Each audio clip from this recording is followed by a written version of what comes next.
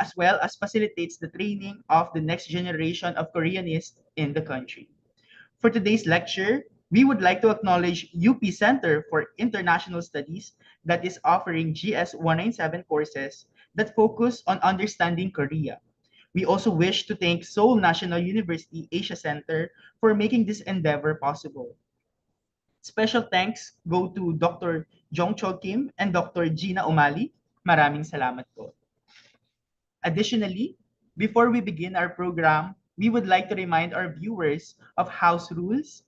You may send your questions and comments to our speaker throughout the event in the comment section of the Facebook and YouTube live streaming. The questions and comments will then be read during the open forum and will be addressed by our guest speakers. We are also reminded that the whole forum is a safe space and thus will not tolerate any form of bullying and trolling, academic or otherwise.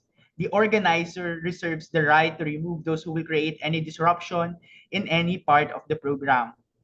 We would also like to inform you that this event will be recorded and uploaded to the official UPKRC Facebook page and YouTube channel. So now, let me introduce our speaker today. He is a research professor at the Institute of International Affairs, Seoul National University. He received his PhD and Master's in International Studies from the Graduate School of International Studies, Seoul National University.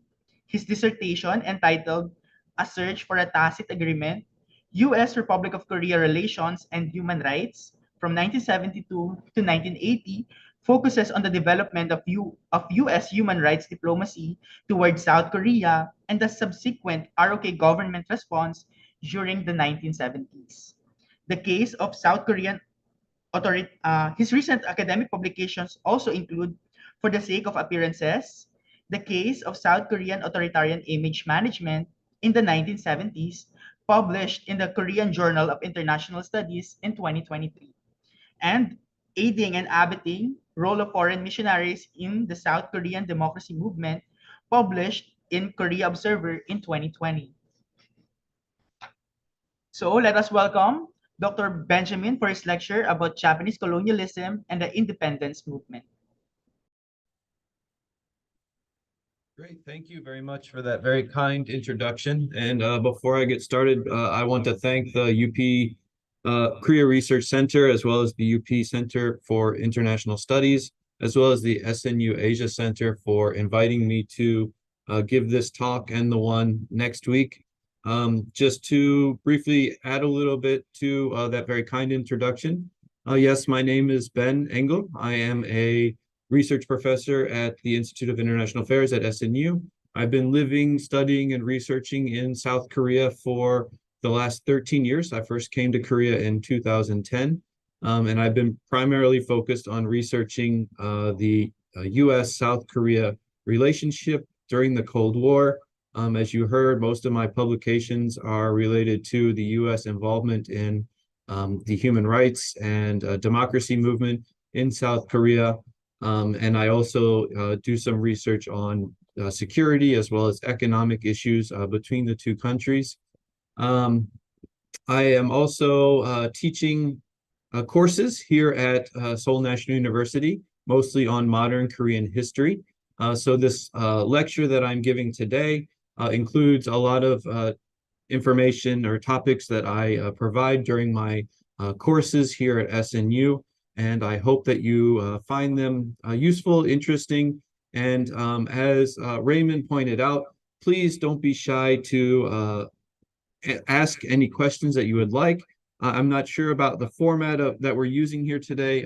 If you are able, feel free to turn on your cameras and mics and ask your questions yourself. If we are doing comments, feel free to post your comments in the chat function. And I would really appreciate it if the moderator, Raymond, could just flag if there's any questions that come up. I might not notice them as I'm, get into the lecture. So please interrupt me at any time to ask questions. I'm happy to answer them, so don't feel shy about that at all. So with that brief introduction, let me get my PPT set up here really quick, and then we will get started. Hopefully this works. You never know. Okay, so hopefully everybody can see my screen. Okay, great. So, as you all know, the title of this two-part lecture is Land of Turmoil, Colonialization, and the Division of the Korean Peninsula. And in part one today, I will be talking about, I've titled it here, Japanese Colonialism and the Independence Movement, but it's really a bit broader than that, focusing on the opening up of Korea to the international community. And then I'm going to talk about Korea's kind of fitful struggle to modernize itself ahead of Japan's eventual annexation and colonization of the Korean Peninsula. Then I will talk about Japanese colonization itself and as also the independence movement that arose after, really before and during Japanese colonial era.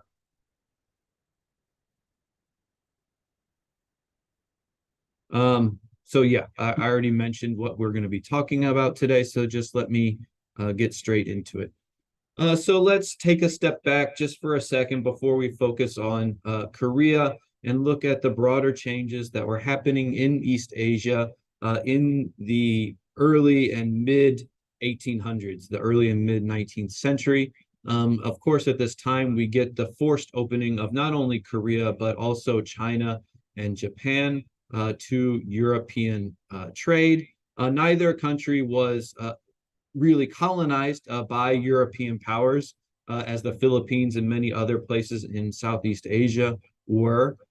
Korea was the only one of these three countries to deal with colonization, but it was a very unique colonization, right? Because it was colonized by its neighbor Japan rather than a European power. And we'll talk about what makes that aspect of Korean colonization unique in a little bit.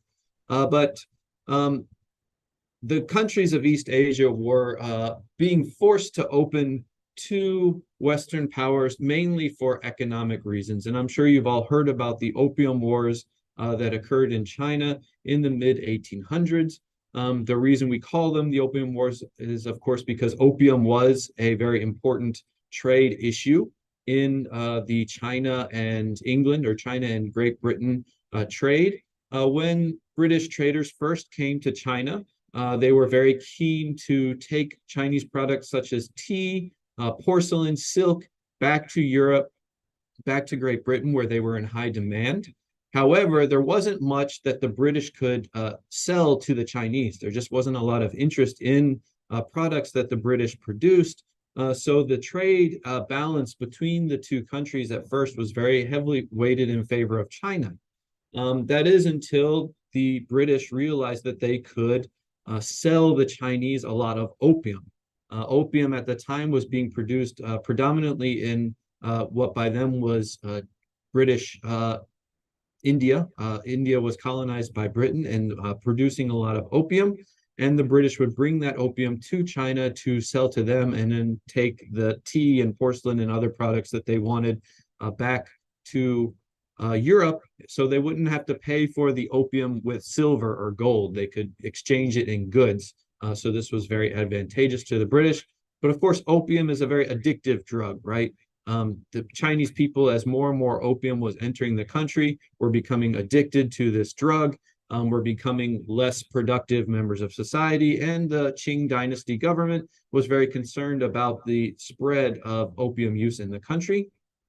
So they tried to outlaw the importation of opium, which of course angered China quite a bit because this was going to ruin their trade balance that they were now setting up in favor of themselves.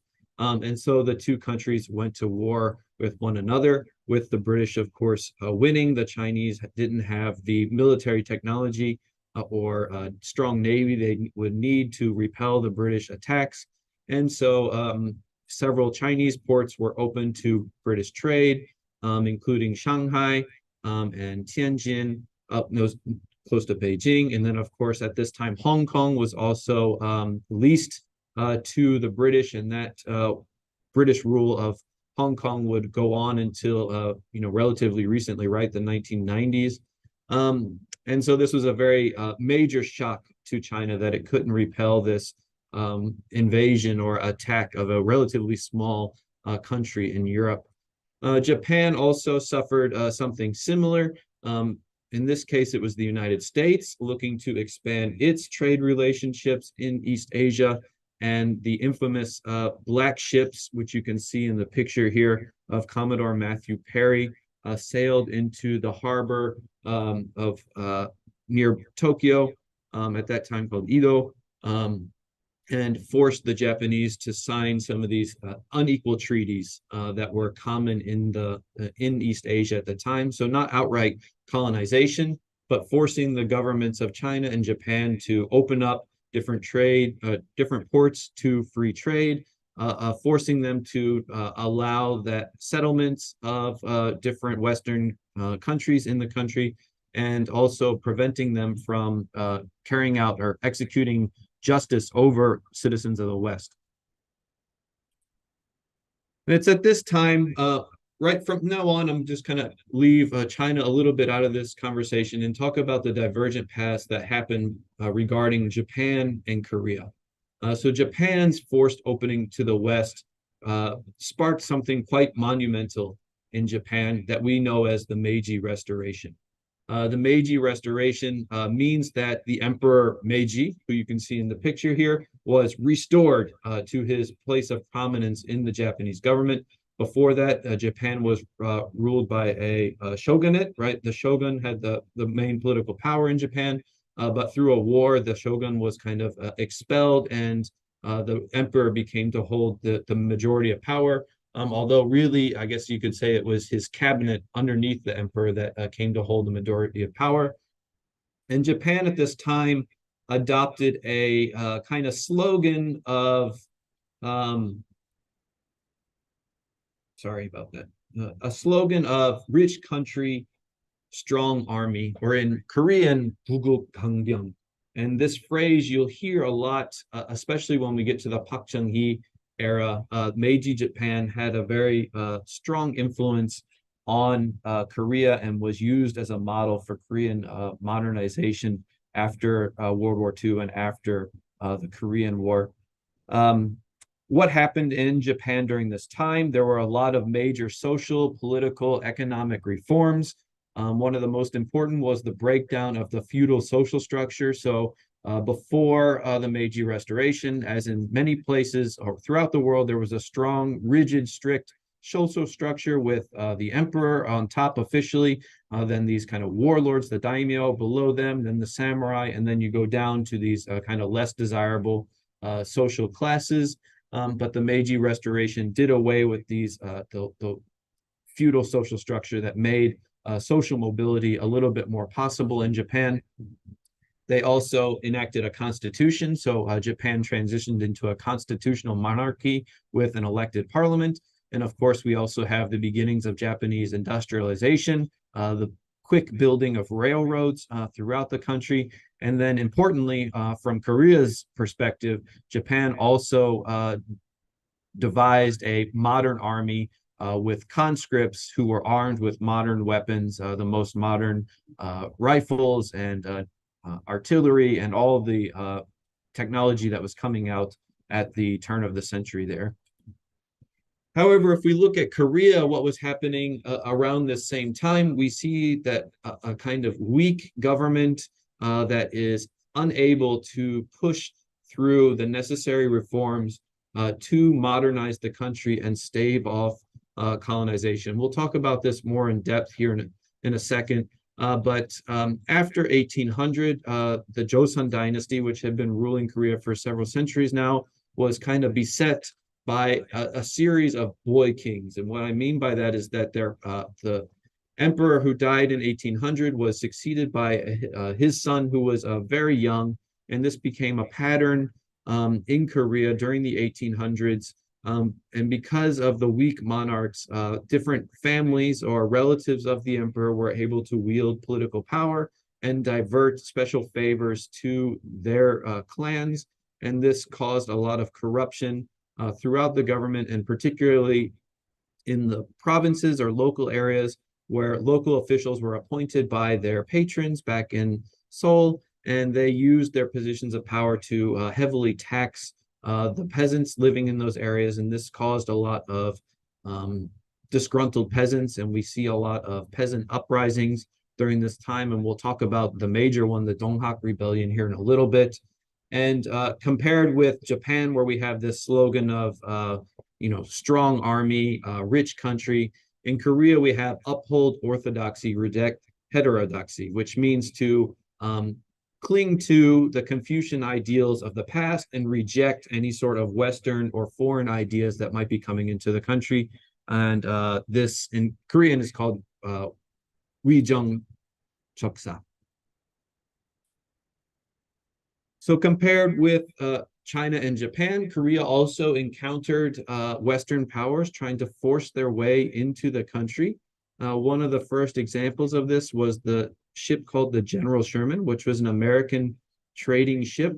This ship sailed up the Daedong River to Pyongyang, where it became trapped. It kind of ran aground in the low tide and was attacked by the Korean people living in Pyongyang. All the sailors were murdered, and the ship was set on fire. And this is still used as a kind of propaganda event in North Korea, right? So this took place around Pyongyang, which is today the Democratic People's Republic of Korea, or North Korea. And I have here on the slide a stamp of the DPRK, or North Korea, kind of highlighting this very first destruction of American imperialism in Korea in the late 1800s. There were other expeditions mounted by the French and Americans in the late 1800s to try and force Korea open. The French expedition in particular was launched after many Catholic missionaries, or not many, just a few really, but Catholic missionaries were executed by the Joseon dynasty as part of this policy of rejecting foreign ideas. Excuse me. Catholicism had made its way into Korea via Beijing. It was actually one of the unique ways for Christianity to enter a country in East Asia at the time. It wasn't foreign missionaries that first introduced Catholicism. It was a Korean who traveled to Beijing, met Catholic missionaries there, and then converted to Catholicism and brought the religion back himself, although French missionaries did follow some years later. And as the following of Catholicism grew in Korea in the late 1800s, it began to be persecuted by the Joseon dynasty. So after these missionaries were executed, the French tried to exact revenge on the Joseon dynasty by sending ships and men, but they were repulsed at Ganghwa Island. Ganghwa Island is going to play an important part in this story for the next couple of slides. If any of you have flown into Seoul, you've probably landed at the Incheon International Airport, which is on a small island just off the coast, off the western coast from Incheon and, of course, Seoul. Just to the north of that small island where the airport is Ganghwa Island. And this island is much bigger than the one that the airport is on, but it's very important because it guards the mouth of the Han River. So as any of you, if you've been to Korea, know, Seoul sits on the Han River, just a few, maybe 20, 30 kilometers up the river from where the river flows out into the Yellow Sea.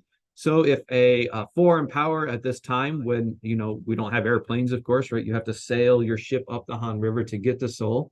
If you wanted to attack Seoul, you would have to get by Ganghwa Island. So this is a very important part, very important place that was heavily fortified by the Koreans to protect Seoul. And it was the spot where many of these incidents took place.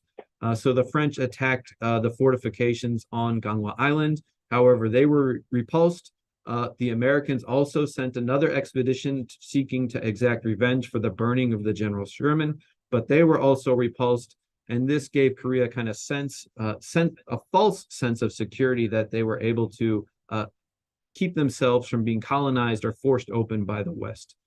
However, what interestingly happens not long after these European expeditions in the 1850s and 60s is that Japan is the country that forces Korea open, not a European country like it had done to China, many places in Southeast Asia, right, and Japan itself. But Japan is the country that first forces Korea to sign one of these unequal treaties that were common during this era. So in 1875, Japan creates an incident, and this incident in Korea is known as the Unnyo-ho Sakon, or Unnyo is the name of a ship that sails up close to Ganghwa Island in 1875. The captain of the ship is under orders from Tokyo to create an incident. They want to be fired on by the Koreans. And so the ship sails very close to Ganghwa Island, and very predictably, the Koreans on Ganghwa Island fire at the ship for sailing into Korean waters. The ship retreats, but the Japanese use this incident as a pretext to send more warships to Ganghwa Island in early 1876. And at this time, Korea is forced open with the unequal treaty called the Treaty of Ganghwa. This treaty has several notable parts. The first is that Korea is recognized as an independent country. And why is this important? So during the Joseon dynasty, and for many years, centuries before that, Korea was a tributary state of China. China had taken up the responsibility for, making sure that Korea was safe from international threats. China had traditionally come to the aid in the few instances that Korea was threatened by Japan. So we have the Imjin Wars in the late 16th century, and China sent forces to help repel the Japanese invasion at that time.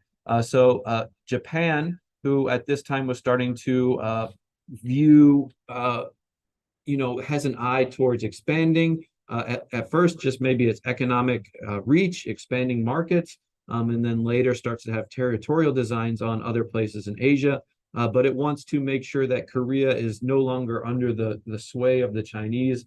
And in the Ganghwa Treaty, they insert this clause that states that Korea is an independent country, and by that meaning that it's not under Chinese control. Also, as typical in these treaties, 3 ports in Korea are opened to trade, including Busan, as well as Incheon and Wonsan, with Wonsan being in today's North Korea. And also, the treaty allowed Japan to establish settlements in these open ports, and that the Japanese residents who were living in the ports would be subject to Japanese law rather than Korea law, which was a typical clause of these unequal treaties. So now I want to get into Korea's kind of fitful struggle to modernize itself. As you all know already, I'm sure, the struggle did not end well. Korea was not able to stave off colonization, but there were people in the country trying to argue that Korea should begin to adopt ideas from abroad, particularly science and forms of commerce, to strengthen the country to ensure that it wasn't taken over by foreign powers. And then there were other factions on the other hand, arguing that Korea needed to hold true to its Confucian ideals. And this was a long battle that actually began before Korea was opened. During the late 1700s and early 1800s, there was a kind of school of thought, which in Korean is known as Northern Learning, which is also often included in this idea of shilhak, which means kind of pragmatism. And these ideas emphasize the utility for the greater good, which means that the government should be working to improve people's lives through pragmatic thinking rather than holding to any sort of rigid idealism or always focusing on especially self-cultivation through scholarly studies. So as you may know, during the Joseon dynasty, the way to become a high government official was to study Confucian classics and do well on these bureaucratic exams. But these tests were not really anything having necessarily to do with pragmatic governance. However, as some Koreans began to, they would make occasional trips to Beijing to pay tribute to the emperor there. And Korean scholars who visited Beijing began to recognize, as Beijing was more open, had more contact with Europe, the great changes that were happening in the world. And these scholars, such as the one I have pictured here, Park Jae-ga, would argue that Korea needed to kind of update its ideas about how to govern the country, how to manage the society. They argued that foreign ideas, especially in science, should be embraced. They they argued that commercial enterprise should be encouraged, where in Korea at this time, pursuing profit or commercial activities was not really a goal to aspire to. People were supposed to be self-cultivating themselves, studying these Confucian classics. And so these people argued that material well-being was the more important thing, and that would lead the country to be stronger. After the Ganghwa Treaty is signed, there is a push to open the country at this time. The king of Korea at the time is named Gojong, and he had come to power several years earlier when he was only 12 years old. I mentioned earlier that there were a lot of boy kings in the country at this time. And so with Gojong being so young when he became king, the country was actually ruled by a man named Daewon-gun. That was the name of his position, actually. He wielded de facto power as Gojong was too young, and the Daewon-gun was very traditional in terms of setting up an isolationist policy. He was the person responsible for repelling those French and American expeditions and refusing to open up the country. However, as Gojong becomes of age, he is able to take power away from Daewon-gun and become a more active king after the Ganghwa Treaty is signed. And Gojong initially agrees with people who argue that Korea should begin to open up and look to other places for ideas about how to make the country stronger. He dispatches a fact-finding mission to Tokyo in 1880 to look at how Japan was modernizing. This is, of course, during the Meiji Restoration. He also establishes a kind of cabinet-like body called the Office for Management of State Affairs in 1881, and a military academy is established, kind of the first signs of Korea maybe transitioning to a modern type of military. In 1882, Korea signs a treaty with the United States, and another mission is sent to the United States in 1883, again, to look at how the United States is governed, what American society is like, to bring back ideas for how to modernize Korea. However, this progress, what little there was in these few years, is disrupted by a soldier riot in 1882 called the Imo Gunlan in Korean. What happened here is that in this short time, King Gojong was trying to reform the military, and he established new military units. However, he didn't abolish the older military units, and there were many soldiers in these older military units who were not receiving their pay. And at one point, they rioted in the streets of Seoul, and this riot allowed the Daewon-gun to temporarily kind of come back to power, as King Gojong was seen to have kind of lost the grip on power. Because of this soldier riot, both Japan and China sent troops to Korea, as Korea was unable to put down this kind of military rebellion on its own. And at this time, we see the first emergence of a division among the Korean elite, not only over Korea's future, but over what country they're going to align themselves with to push forward their ideas about the future. So with Korea being a very, we talked about before how corruption had become rampant, especially in the local areas. The Korean military was extremely weak with very old weapons. Korea didn't have the power to really govern itself at this time in many ways, and we'll see a bigger example of that in a second. So with this recognition, with the lack of resources, the lack of technology, the lack of military, Korean elites would align themselves with different countries that they saw as sharing their values or views of the future. So Korean progressives at this time began aligning themselves with Japan because Japan, right, is in the middle of the Meiji Restoration. So they seem to be sharing similar ideas there, whereas conservatives sided with the Chinese. The Chinese were not necessarily as weak as Korea, but they were not going about reforming their government or social structure to the degree that Japan was. China also had this traditional tributary relationship with Korea, which of course they wanted to maintain.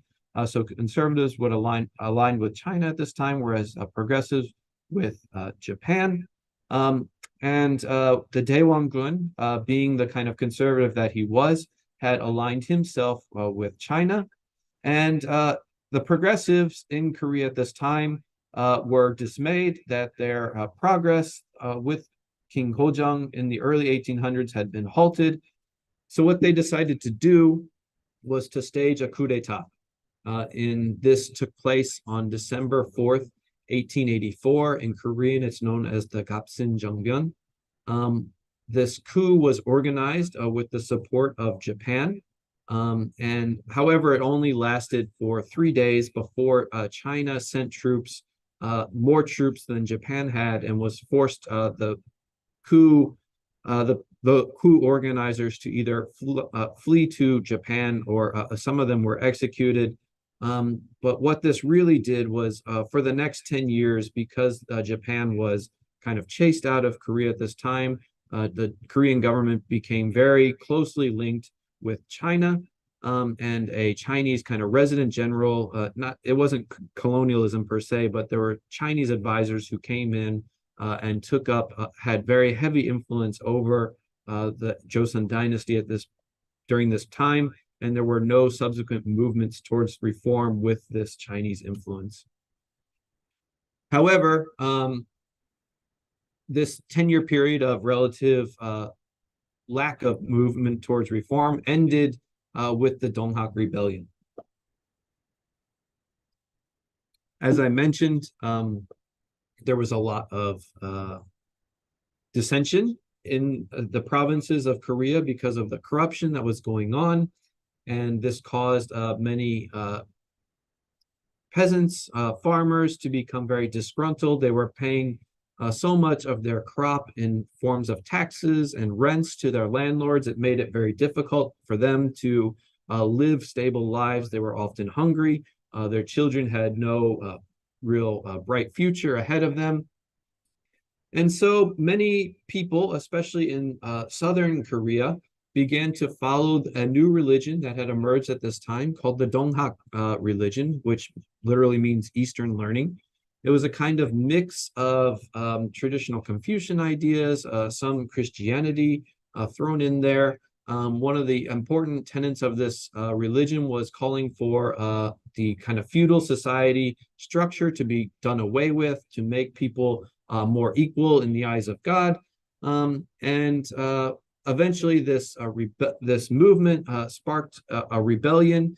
And the Korean government, there were just so many people involved in the rebellion, the Korean government was unable to repress it with its own military forces.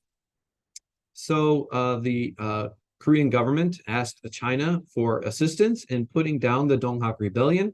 And with China sending troops to Korea, the Japanese did the same. In the aftermath of the coup d'etat in 1884, the Chinese and Japanese had made an agreement that if one country were to send troops to the country, that the other, either China or Japan were to send troops to Korea, then the other country would be allowed to also send its own troops to ensure that neither China or Japan gained too strong of influence over the country. So with China dispatching its troops to put down the Donghak Rebellion, Japan responded by sending its troops to Korea. And in the mix, what happened was the outbreak of the Sino-Japanese War. Japan was able to win this war relatively quickly. Its modernization efforts had paid off quite well by this point. Its army was better trained, had better weaponry, and as a kind of compensation for defeating China, Japan at this time takes control of Taiwan. So Taiwan becomes a Japanese colony at this time. And also the Liaodong Peninsula is also given to Japan as well. The Liaodong Peninsula, if you're not familiar with the geography, is a small peninsula between the Korean Peninsula and Beijing. It's where the modern-day city of Dalian is located. At that time, Dalian was known as Port Arthur, and it was a very important port. for both China and Russia also very much valued this place as well, and we'll talk about that in a second. But also as a result of the Sino-Japanese War, China is forced to admit that Korea is an independent country.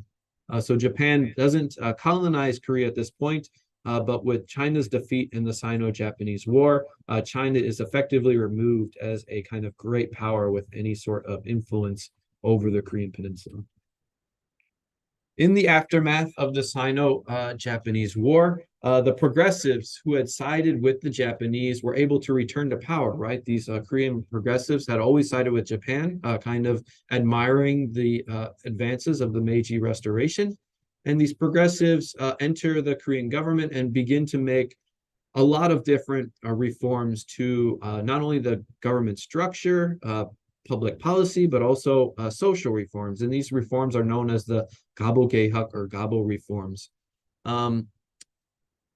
They form a kind of modern cabinet for the government and also institute a modern taxation system. They establish a modern police force, and the military is reformed again. But perhaps some of the most important reforms were the social reforms that took place at this time.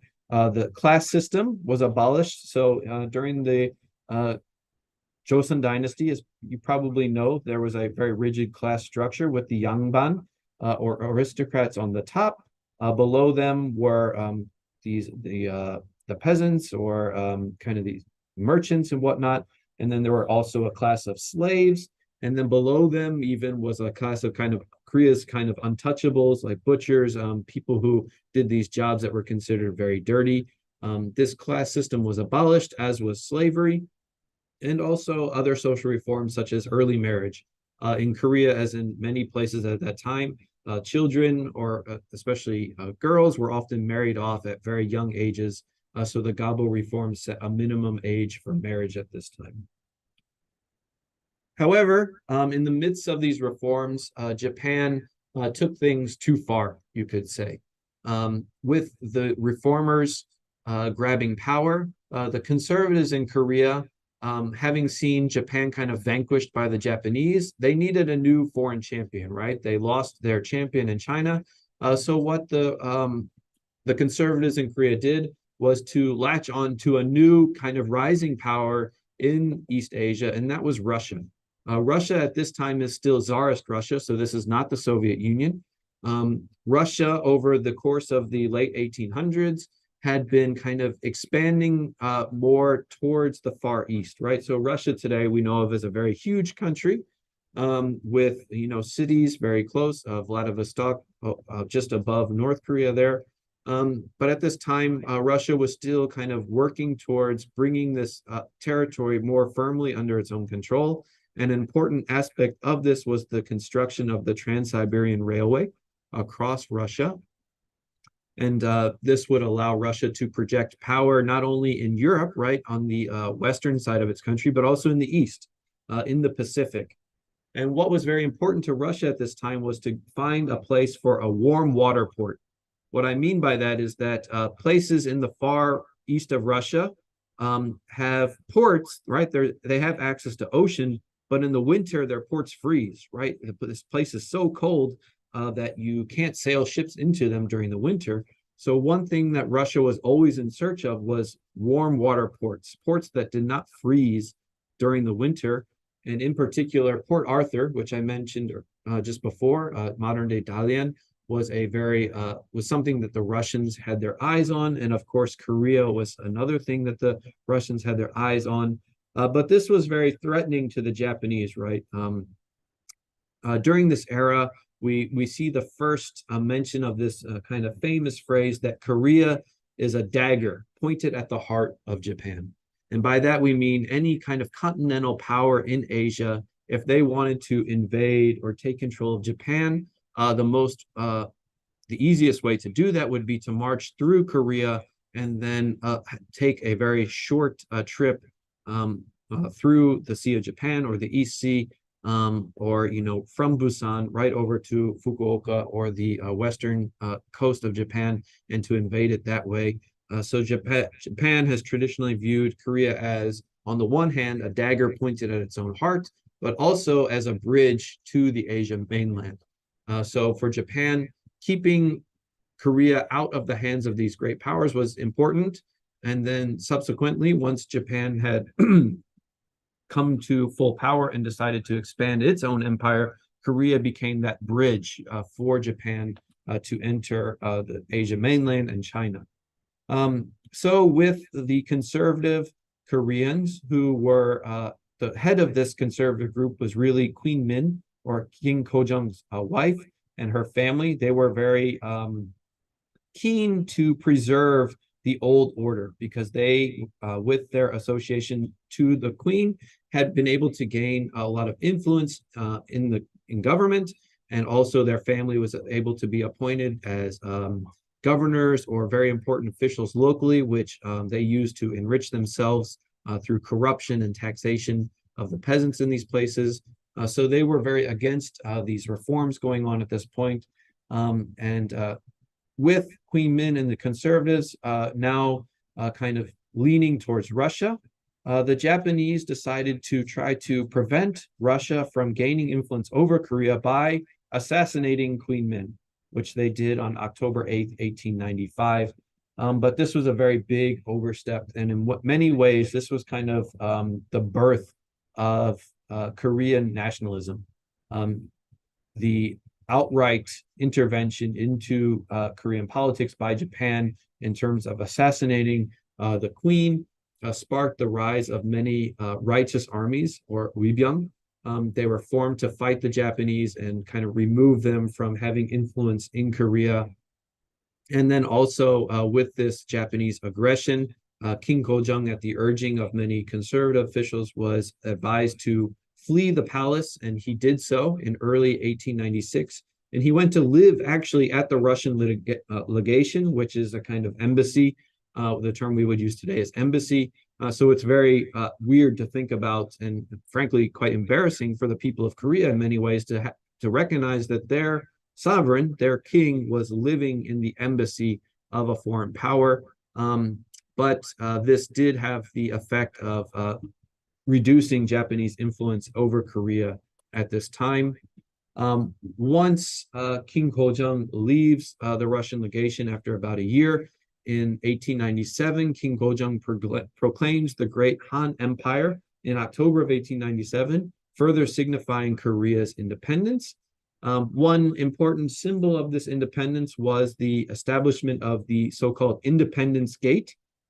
Traditionally in Seoul, there was a gate. As many of you know, there are gates around the country, Dongdaemun, Seoldaemun. These are the traditional entrances through the walls and into the city of Seoul. One gate was a special gate that the Chinese ambassadors or officials would enter the city as a sign of kind of Korea's deference to China in this tributary relationship. However, this gate was demolished and rebuilt, and it's called the Independence Gate. And the organization that was in charge of building this new Independence Gate was called the Independence Club, which was formed in 1896. And this was perhaps Korea's real last major push towards modernization, or trying to prevent its colonization by Japan. This Independence Club, as its name suggests, was very nationalistic. Its goal was to not only modernize Korea, reform Korea, but to do so without outside interference. So it was interested in modernization, but differently from previous progressives in Korea who were very closely aligned with Japan, they wanted to do so without Japanese interference. This Independence Club was successful in, at one point, convincing King Kojong to kind of begin a transition to a constitutional monarchy with a elected legislative body called the Privy Council. However, Emperor Kojong abolished this body after only 10 days, and the Independence Club was essentially outlawed after this, and it really brought an end to Korea's attempts at modernization before it was colonized. So in Korea, in the study of Korean history during this time, I won't talk about this too much, but I just wanted to make you aware of these kind of competing ideas in Korean historiography. One is this called the sprouts of modernity. in which Korean historians argue that the fitful struggle that I've just outlined was evidence that Korea had the innate ability to reform itself and modernize. However, this process was interrupted by Japanese colonialism. On the other hand, there's this idea called the colonial modernization theory. There are some Korean adherents to this idea, but it's more prevalent, I would say, among foreign scholars of Korea. And they argue that Japanese colonialism was what kickstarted Korea's modernization, and they labeled the Joseon dynasty as this very weak and predatory state. I won't really get into, what is right, what is wrong. I think if you are here in Korea, you are definitely going to be more find more people who ascribe to the sprouts of modernity idea. In any case, I just want you to be aware of these different debates within Korean academia. So now to get into Japanese, how they colonized the Korean Peninsula, I want to again take a step back a little bit and look at Korea from a more international perspective. And to do so, I have this map here, and many of you have probably heard this very famous phrase, shrimp among whales. Korea is the shrimp amongst these various great powers within the region. And in this cheesy little picture I have here, you can see the various whales that were surrounding the Korean Peninsula in the late 19th century and early 20th century. That yellow flag is the flag of Qing, China. So China is, of course, the traditional power over the Korean Peninsula. Up to the north, you have the Russian flag there on the whale. You can see in the picture that today North Korea shares a very small border with Russia. Then, of course, to the east is Japan. And then, although they don't have territorial, I guess the British had Hong Kong, and the United States, of course, colonizes the Philippines, as you all well know, after its victory in the Spanish-American War. So they do have territory in the same neighborhood, so to say, but not too close to Korea. But these two great powers were also very important players in East Asia during this time, and we'll mention their roles in Korean colonization as well. I've already talked about the strategic location of the Korean Peninsula. Both China, Japan saw this as very important, and then Russia, as it began to push farther to the east, to the Russian Far East, it also began to see Russia also began to see Korea as a very important strategic place. Great Britain and the United States maybe recognized the importance of Korea to these other powers, but they didn't necessarily have designs on taking over Korean territory themselves. Instead, in many ways, they saw Korea as more of a bargaining chip, recognizing its importance to other countries, and they could use Korea as a chip when they are negotiating with these other great powers. So I already mentioned briefly Russia kind of rising in the Far East, and in this political cartoon, you can see in the background this Russian czarist-like figure kind of peering over the horizon as the Japanese and Chinese troops are trampling Korea, which is the, kind of Korean lying on the ground with one of those traditional hats. This is kind of symbolizing the Sino-Japanese War of 1894-1895. As I mentioned, Russia is pushing farther to the east and completing the Trans-Siberian Railway. It reaches a deal with China to lease Port Arthur. As I mentioned, Russia was very interested in warm water ports, and Port Arthur was a very important place for them.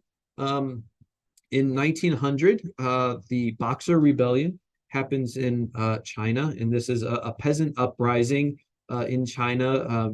Again, similar things happening in China in terms of the repression of the lower class people and rising up to fight against a repressive government. And China is also very weak at this time, and it's unable to put down the rebellion efficiently with its own troops. And to protect their own interests, many European powers, including Russia, send their armies to China to help put down this Boxer rebellion. And with Russian troops entering Manchuria, as I'm sure you know, is the area just north of the Korean Peninsula. With Russian troops entering Manchuria, Japan began to get a little more nervous about Russia perhaps seeking to gain influence or more power on the Korean Peninsula. What also is happening at this time is with Russia becoming more of an influence in East Asia. England or Great Britain is also growing wary of Russia's growing power. And to check Russia's growing power, as countries often do, they form alliances. And at this time, Japan and Great Britain form an alliance to try to prevent Russia from increasing its power, not only in China, but also on the Korean Peninsula. What happens here is that this situation eventually deteriorates into the Russo-Japanese War of 1904-1905. In 1903, Russia tries to lease a port on the mouth of the Yalu River. So as you probably know, the Yalu and Tumen rivers are the rivers that separate North Korea today from China. And the Yalu River is the river to the western side that empties into the Yellow Sea. So Russia wants a port on the mouth of this river, further signifying Russia's designs on the Korean Peninsula. At this time, Russia and Japan begin to negotiate with each other about defining their shared interests on the Korean Peninsula. And at one point, the 39th parallel was suggested as a line to kind of divide Korea in half. So we're going to talk about the division of the Korean Peninsula next week. And that division was famously at the 38th parallel. So we can see that the division of the Korean Peninsula that happened after World War II, this wasn't the first time that great powers had offered up the idea of dividing the Korean Peninsula in half to the benefit of themselves and to the detriment of Koreans. In any case, these negotiations were not successful. And in 1904, Japan decided that its debates with Russia over Korea were going to be decided by war. And Japan conducted a surprise attack against the Russians at Port Arthur, which again is today Dalian. Japan, to the surprise of especially European powers, was able to resoundingly defeat the Russians in a series of both land and naval battles. And Russia was forced to sign a peace treaty in September 1905. It renounced its claim to Port Arthur at this time. And this set the stage for Japan really taking over Korea. At this point, there are no longer any great powers interested in directly ruling Korea other than Japan. And we can see this through the so-called Taft-Katsuhara Agreement. This is an agreement made in 1905. It's not a treaty. There was never any signs. It's really, some people call it the Taft-Katsuhara Memorandum. It's just a recording of a discussion between Howard Taft and Katsuhara, two important men in the United States and Japan.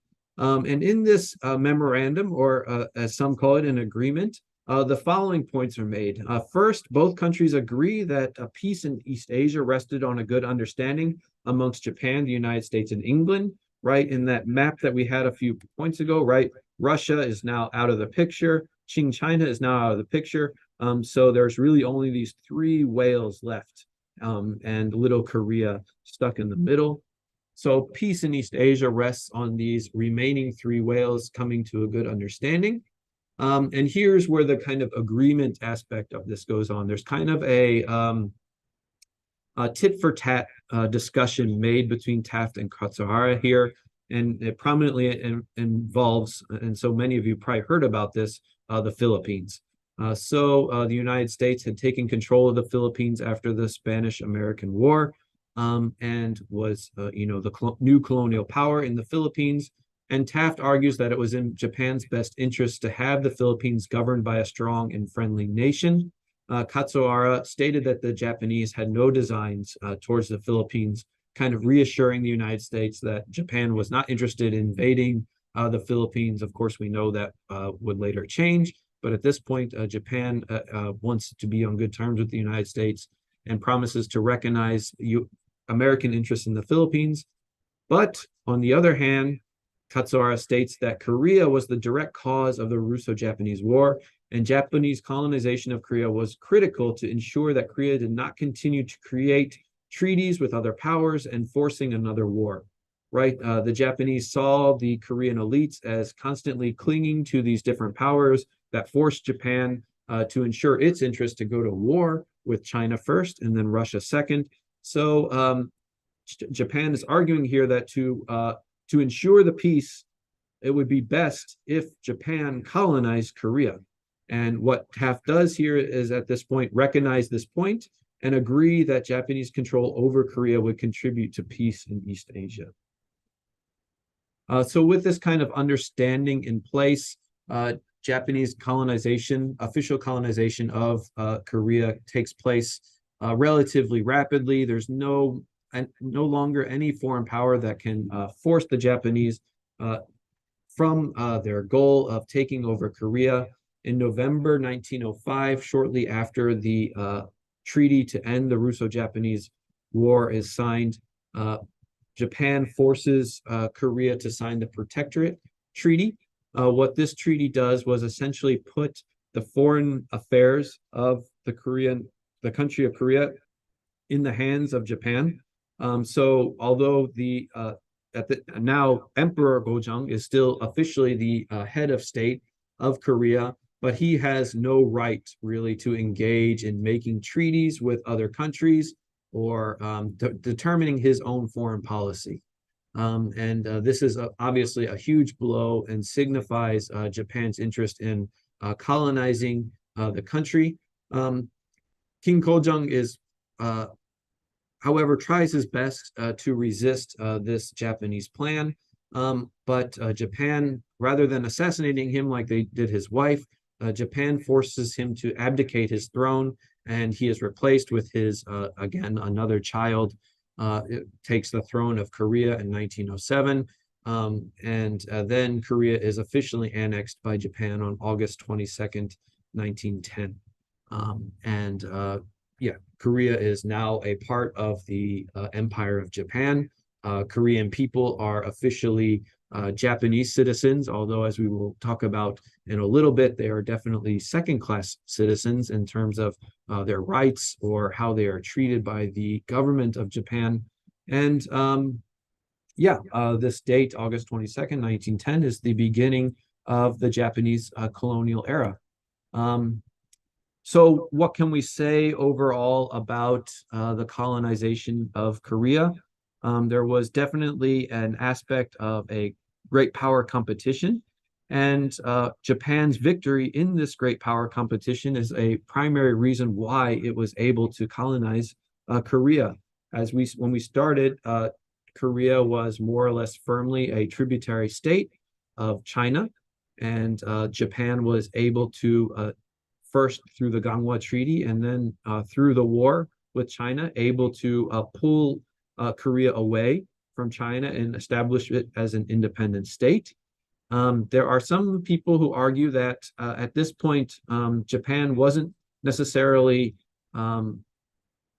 planning on going ahead and colonizing or annexing Korea into the Japanese Empire. It wanted to see, there are some who argue that it wanted to see Korea stay independent, but also modernize itself, develop itself as it had, so that it could be a strong and independent force that would not allow other great powers, namely Russia, to assert influence over the Korean Peninsula. If Korea could be trusted to be strong and prevent, it from becoming that dagger pointed at the heart of Japan, then maybe Japan would have left it alone. However, the Korean conservative elite, rather than modernizing the country, decide to align themselves with Russia, which was exactly what the Japanese feared. And so with this alignment with Russia, Japan decides that it must force Russia out of the Korean Peninsula after having forced China out. And this leads to the Second War, the Russo-Japanese War. And then to save itself, I guess you could say, of having to fight another war over Korea, Japan just goes ahead and takes over the territory for itself. Although I'm not sure there was really another country at that time. Of course, maybe years in the future, after some sort of hypothetical, development in China, in Russia, maybe the Korean Peninsula would have become another ground, would have again become the ground of great power competition, as it did. So Japan's idea was just to remove this variable, so to say, from the equation by taking Korea over from itself. The United States and Great Britain, as we talked about, did not have a direct interest in Korea, but to kind of placate the Japanese and to protect their own colonial interests for the United States, that was in the Philippines. For Great Britain, of course, it had interests in some various ports in China, but also many other places, particularly India, throughout Asia. If Japan could be placated by recognizing the colonization of Korea, then hopefully Japan would leave alone their own colonies in East Asia. And so the colonization of Korea became, in a way, a negotiating card and a way to hopefully placate Japan and keep it from expanding further and conflicting with other European and Western powers. So that's all I have up to this point. I've been talking here for about an hour. I'm not sure if we've had any questions. Raymond hasn't really interrupted me yet. I don't see anything in the comments, but if anybody has questions at this point, I'd be happy to answer them. And then if it's okay with everybody, I think I'm going to after I answer the questions, take a quick break to allow everybody to get refreshed before going into the second half of the lecture.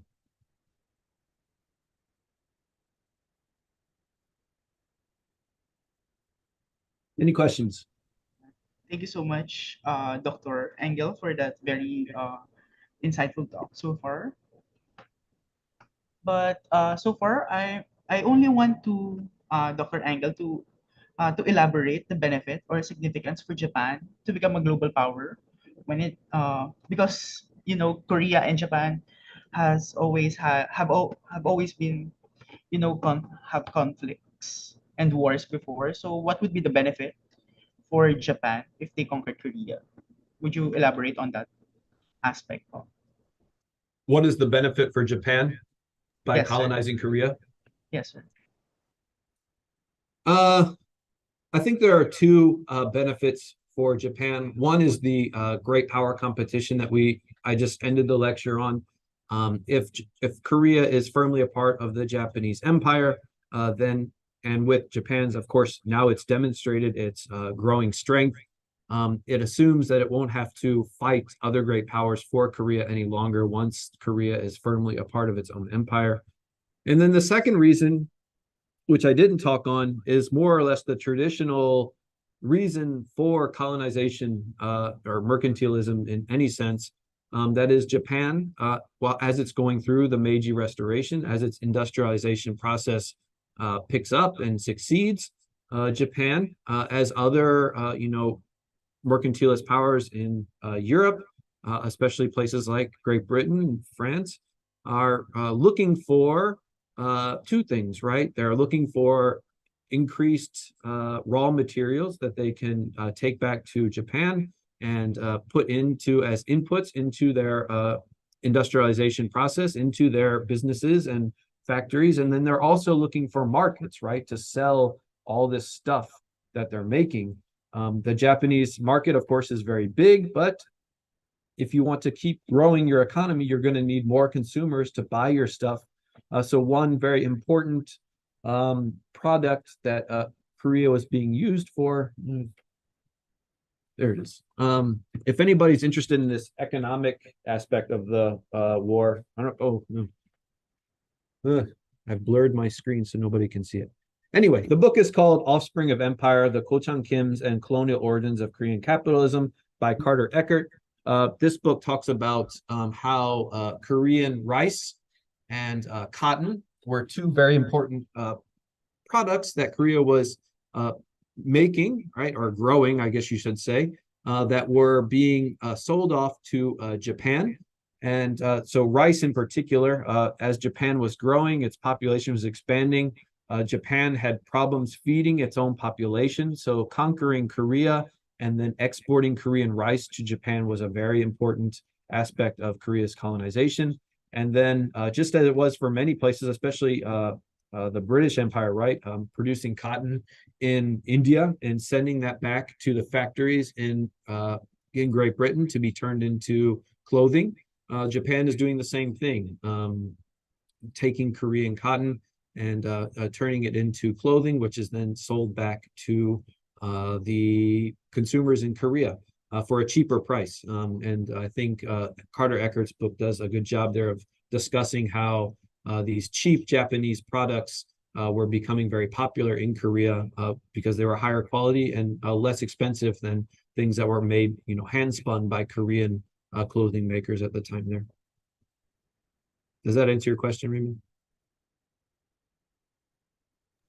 Thank you so much for that. Yes, Mhm. Dr. Engel. And then I think we have a comment from our chat box from Ma'am Rochelle Leonor. She said that she just want to say that this has been very interesting so far, and she's doing a similar study on Japanese colonization of Korea. Um, she's also asking for the title of the book for the reference of our audience, the one that you shared a while I'll type ago. that in right now. Okay, thank you so much, Professor.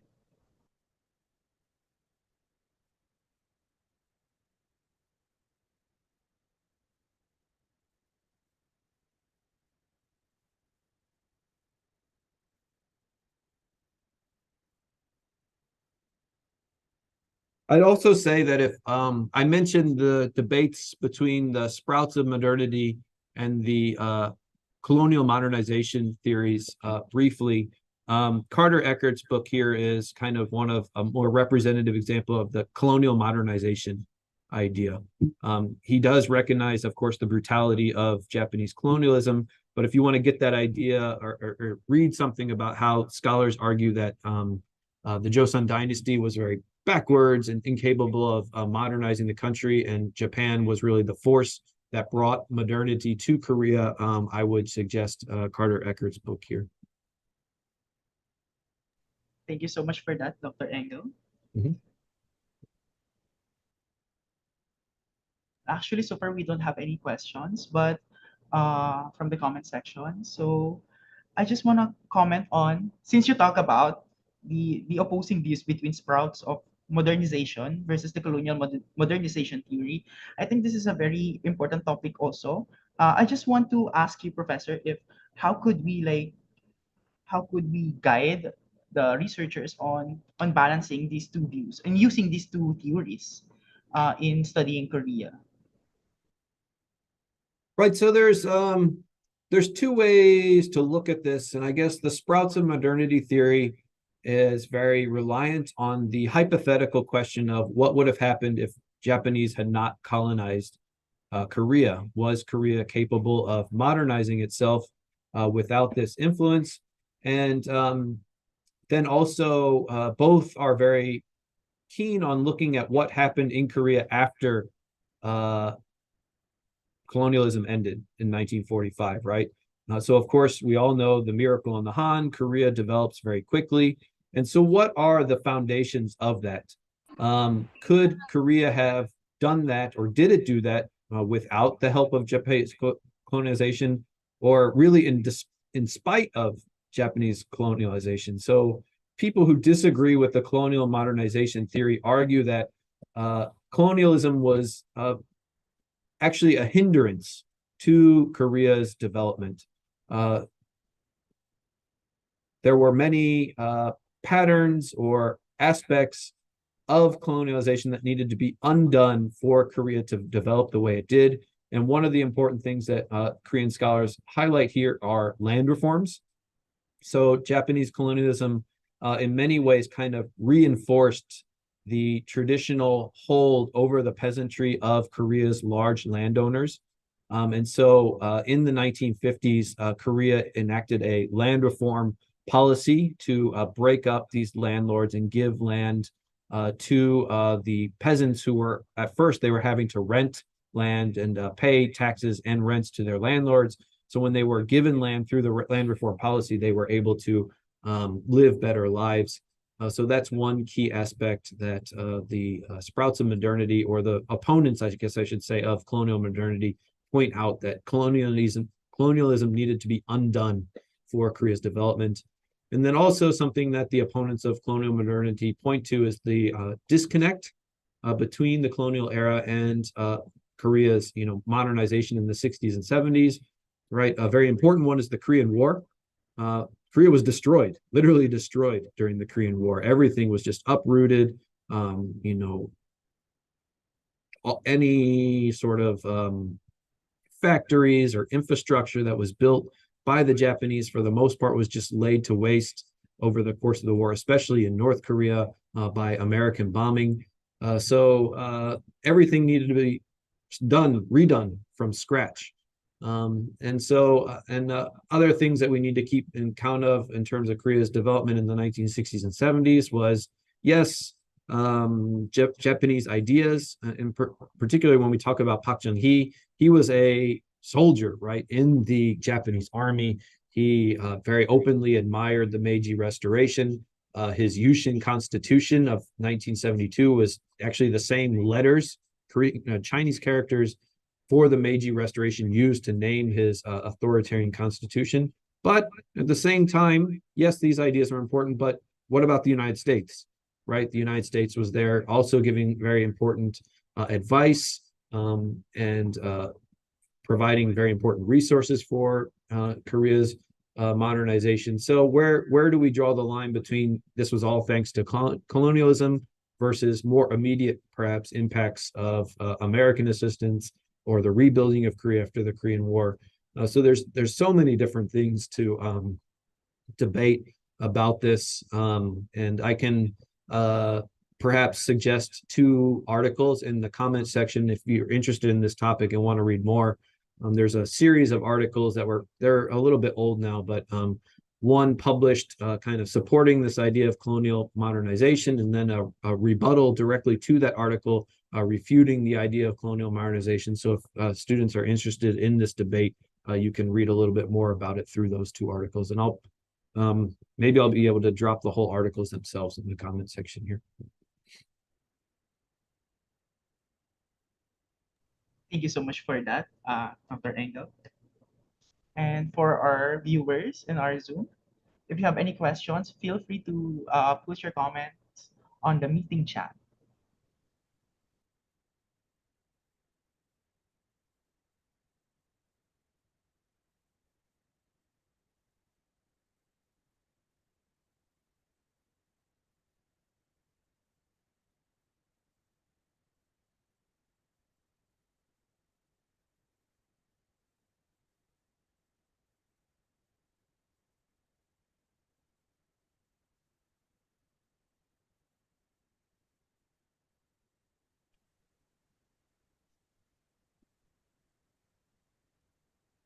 Raymond, at this point, perhaps we could go on a break so that, Dr. Engels can prepare for the next session. Thank you so much for that enlightening first session. And we look forward to the next part. Thank you. Okay, great. Thank you. How 10 minutes? Okay. Is that okay? Okay, That would sir. be great. Okay, yeah, we'll take a 10-minute break and I'll be back at about, I guess here will be 11:28. Okay. Noted on this, sir. Okay, That's see you perfect. all. Okay, see you soon.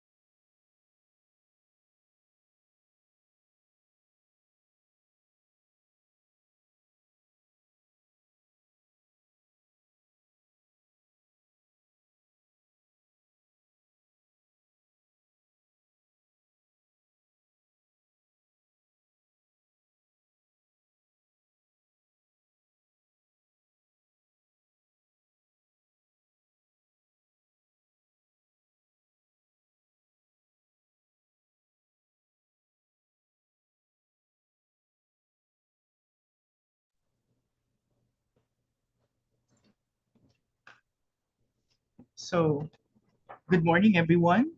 You are still tuned in to the UPKRC public lecture entitled Land of Turmoil, Colonization, and Division of the Korean Peninsula. Our guest speaker, Dr. Benjamin Engel, presented his first part of his lecture on Japanese colonialism and the independence movement. To continue the second part of the lecture today, let's welcome again Dr. Benjamin Engel. Great, thank you so much. Let me get my presentation back up here again.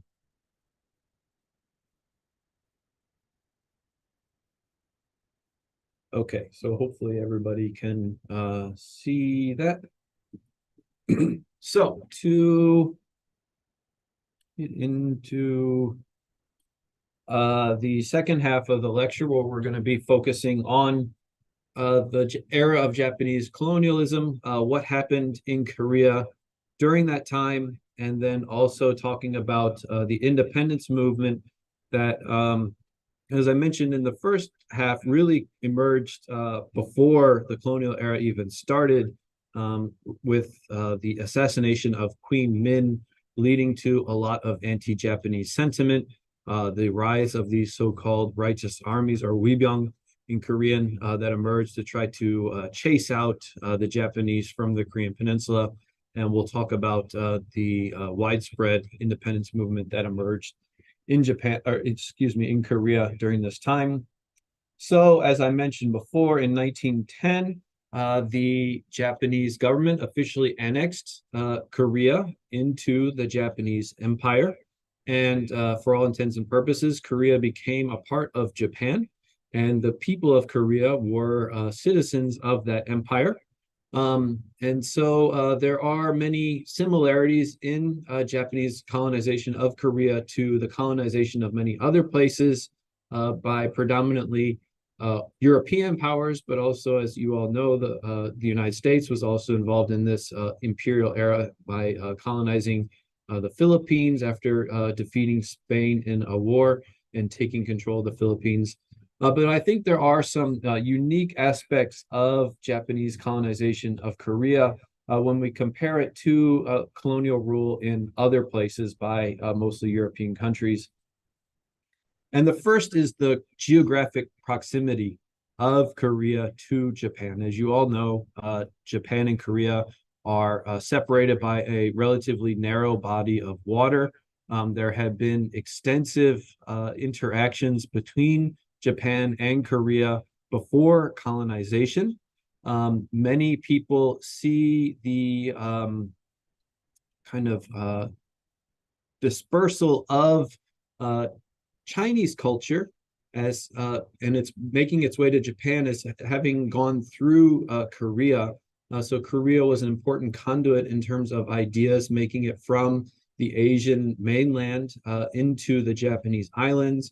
One prominent example of this might be the introduction of Buddhism from, making its way all the way up from India into China, then into Korea, and then from Korea into Japan.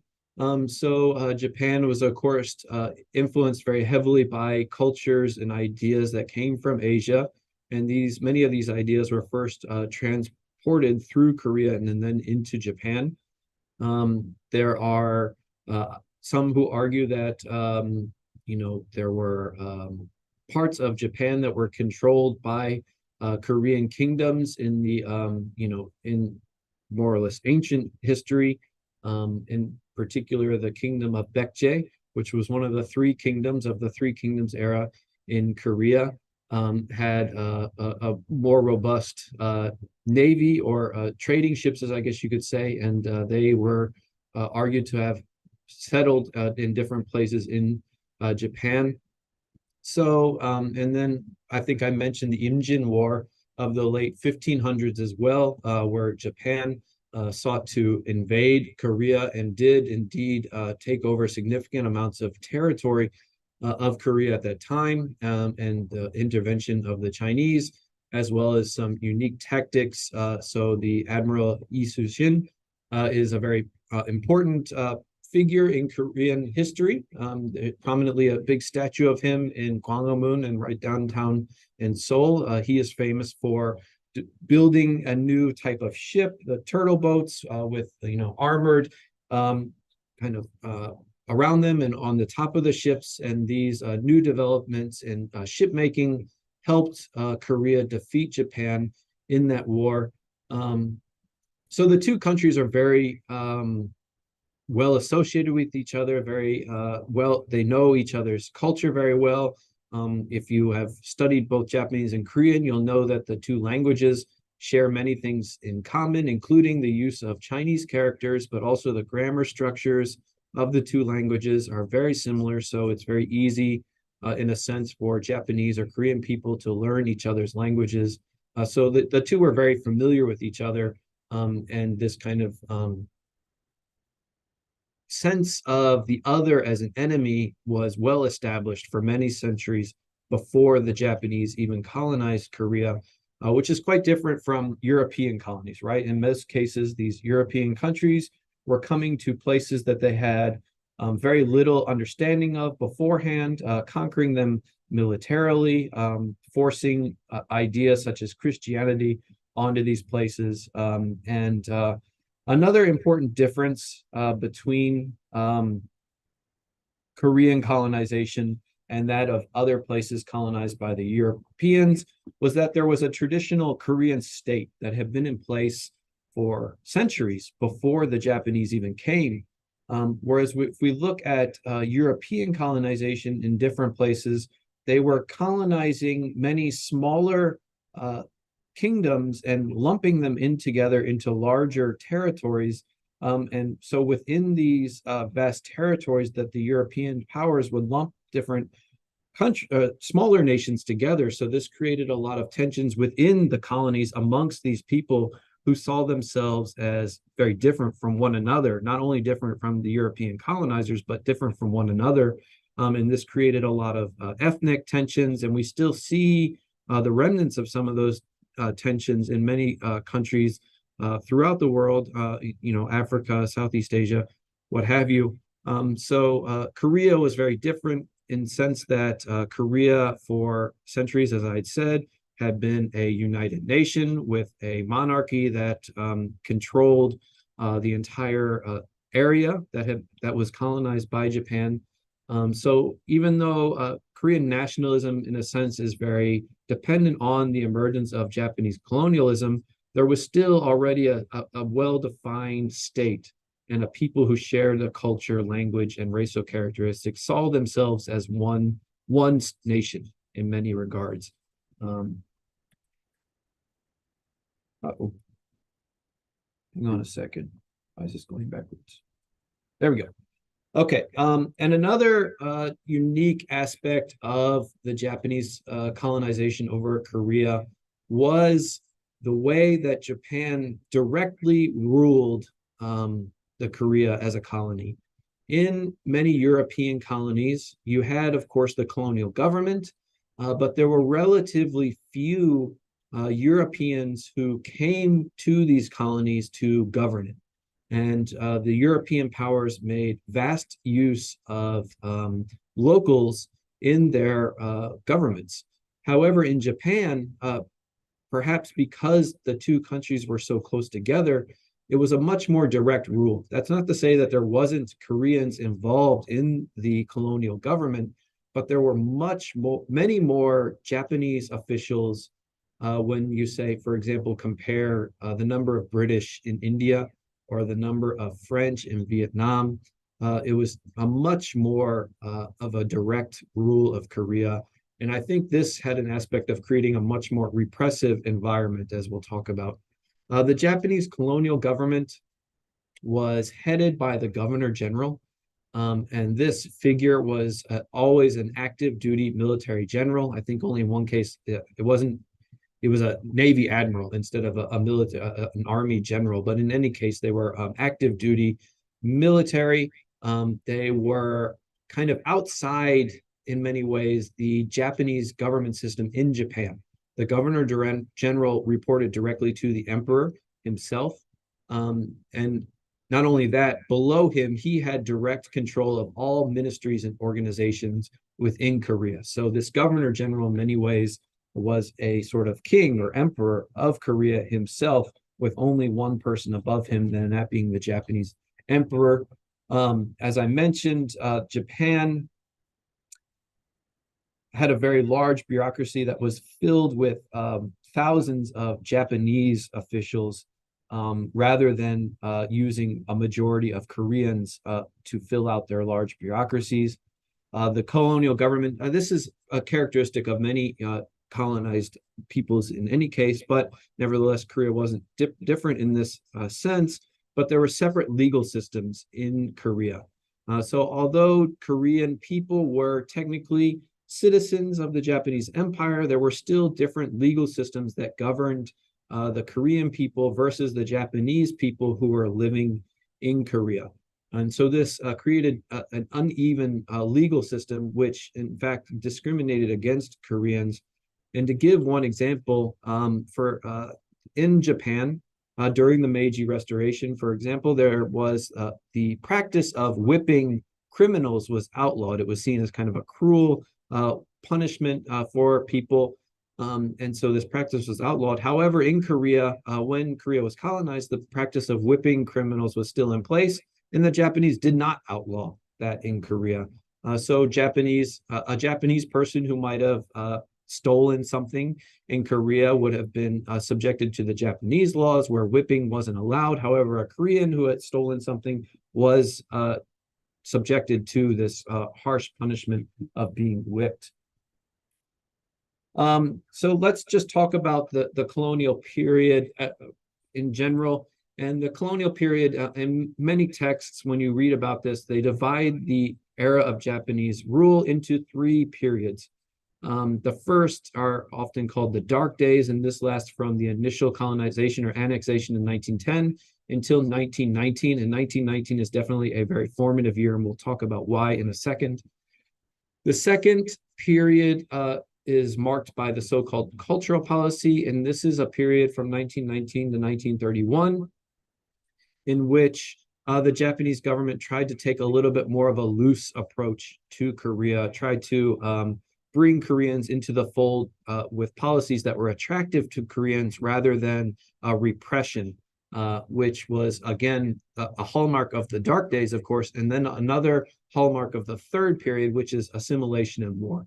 And this lasts from 1931 until the end of the colonial era, which, of course, ends because of Japan's surrender in World War II. There's a mosquito flying around me, sorry. And also during this era, we get a return of a very heavy-handed Japanese policy. And to kind of point out, getting into the Dark Days, I want to stay on this slide and point to the 2 pictures that we have here on this slide. And this is a picture of the same building, actually. This is the main Japanese colonial administrative building that was constructed in downtown Seoul. This building sat at the head of what today we call Gwanghwamun, and it was built on top of Gyeongbokgung, which is the palace, the main palace in downtown Seoul, where the previous kings of Korea had resided. One of the palaces, there were several, of course, but one of the main palaces in Seoul. That palace was actually destroyed during that Japanese invasion in the late 1500s, but was rebuilt by the Joseon dynasty in the 1800s. But once the Japanese came back, do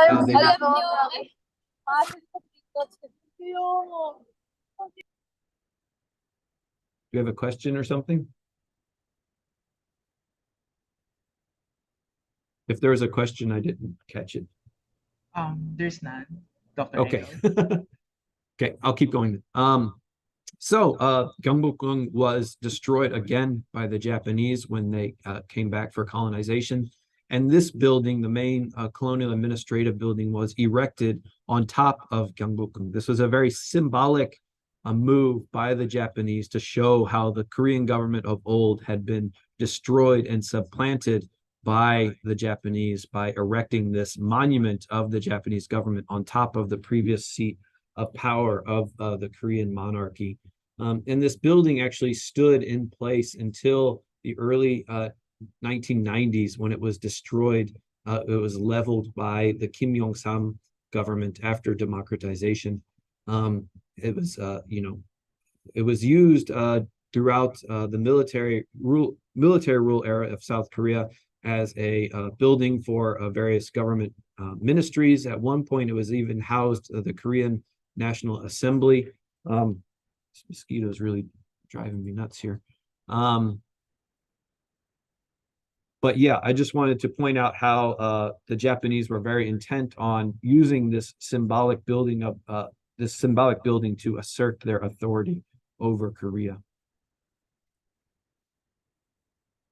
So the first period of 1910 to 1919, the dark period, you can see through these pictures here, the kind of image of Japan kind of spewing forth thousands of Japanese people, not only government officials and soldiers, but also average Japanese citizens coming over. Korea was seen as a place where particularly Japanese people who might have been on the lower rungs of Japanese society, they could come over to Korea and be something, right? In Korea, they were no longer the low class of Japan. Now they were on the higher end of this social hierarchy with the Korean people below them. So average Japanese citizens might come over and work in factories established by the Japanese here, and they would be in a relatively better position because they had the Koreans below them to kind of boss around. It's also during this period, we'll come back to the righteous armies in a little bit when we talk about the independence movements, but during this period, the righteous armies, or Wibyang, continued to be a factor throughout the country in trying to violently oppose Japanese colonization. We'll come back to them in a little bit. So what are the characteristics of this so-called dark period? First and foremost, the Japanese had to go about building their colonial bureaucracy. As I mentioned before, it was very large and mostly full of Japanese officials for direct rule of Korea, whereas in other European countries, we had many fewer Europeans compared to local officials. To kind of as a symbol of these Japanese officials' power over Korea, many of them would wear military uniforms, complete with a sword on their belt, as a way to threaten the Korean people to assert their dominance over the Korean people. So if you were to talk back to a Japanese person, they have that way to resort to violence immediately. And this was, of course, a very intimidating way for Japan to assert its role over Korea. Another important aspect of this dark period was a press blackout.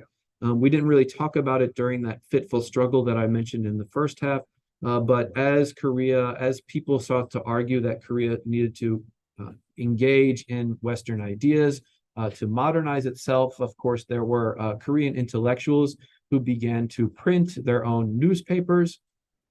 An important hallmark of this period was that Korean newspapers began to be printed in Hangul.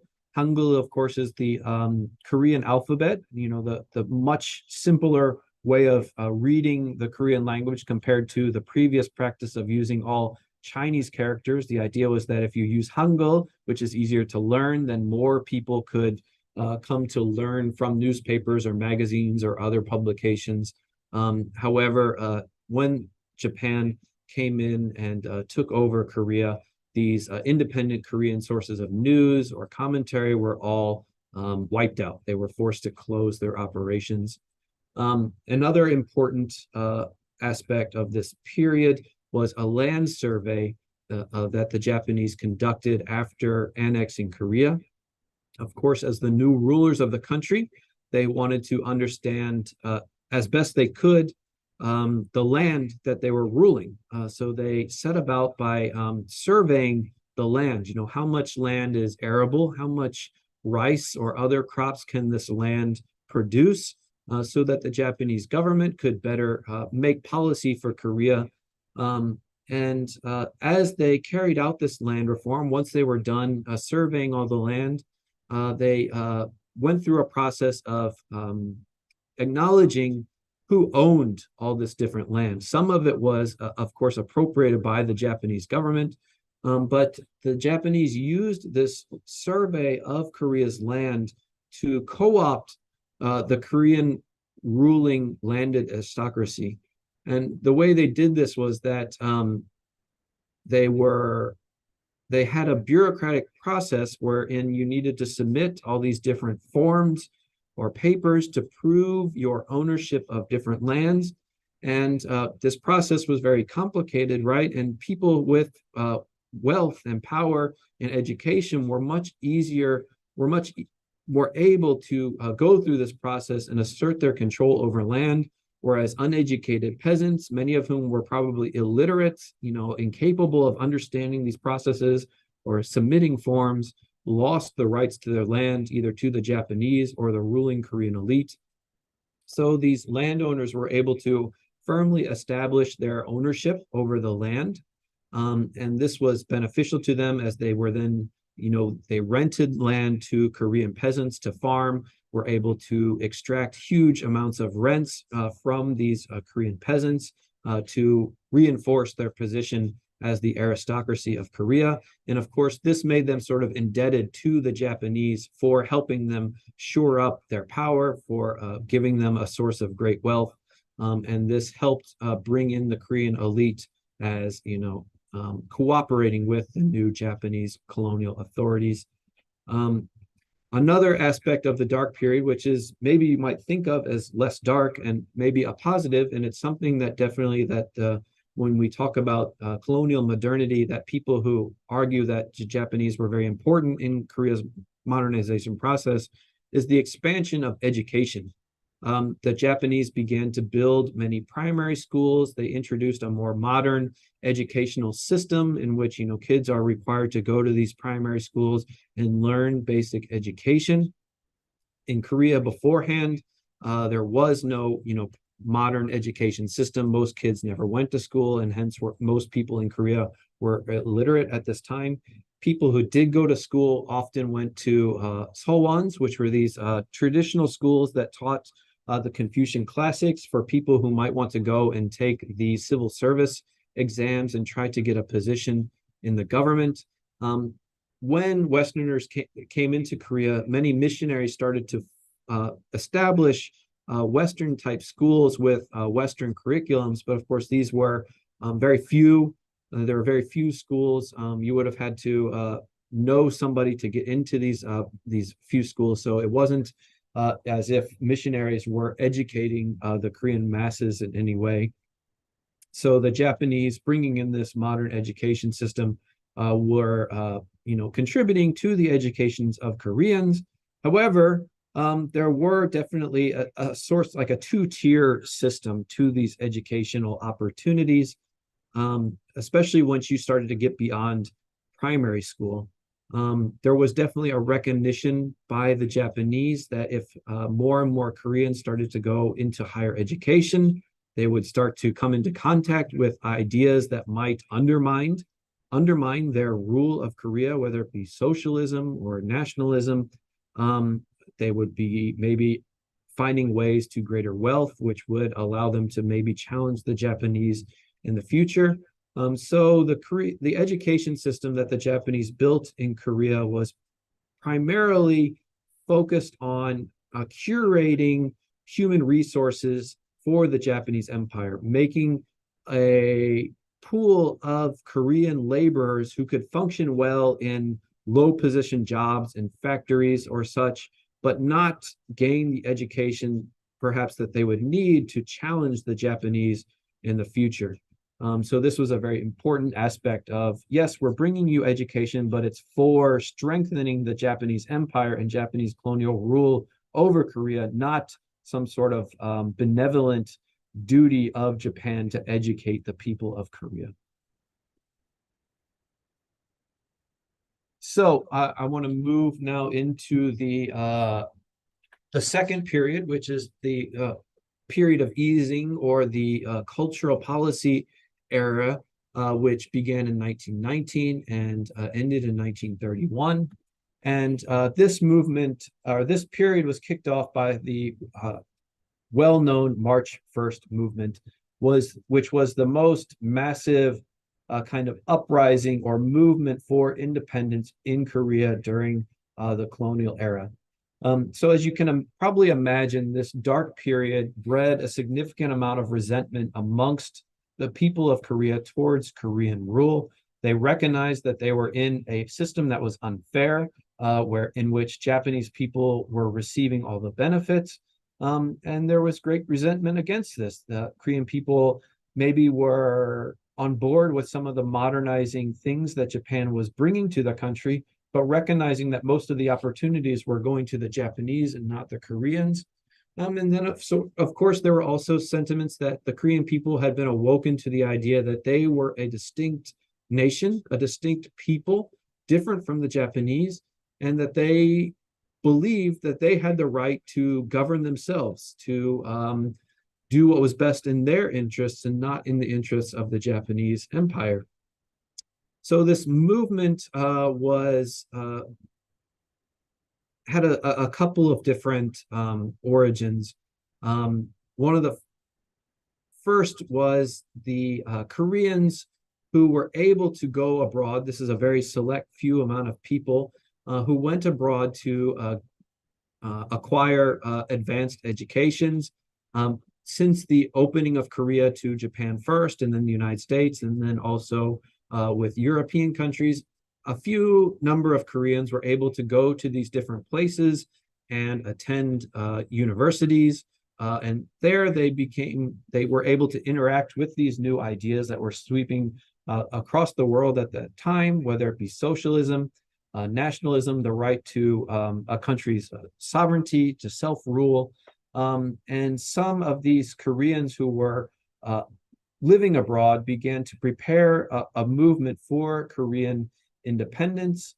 They wrote a declaration of independence that was eventually read out during the March 1st movement. Another origin of this movement was the end of World War I. World War I was a strictly, for the most part, a European affair, although countries around the world, of course, were involved in it, hence the World War.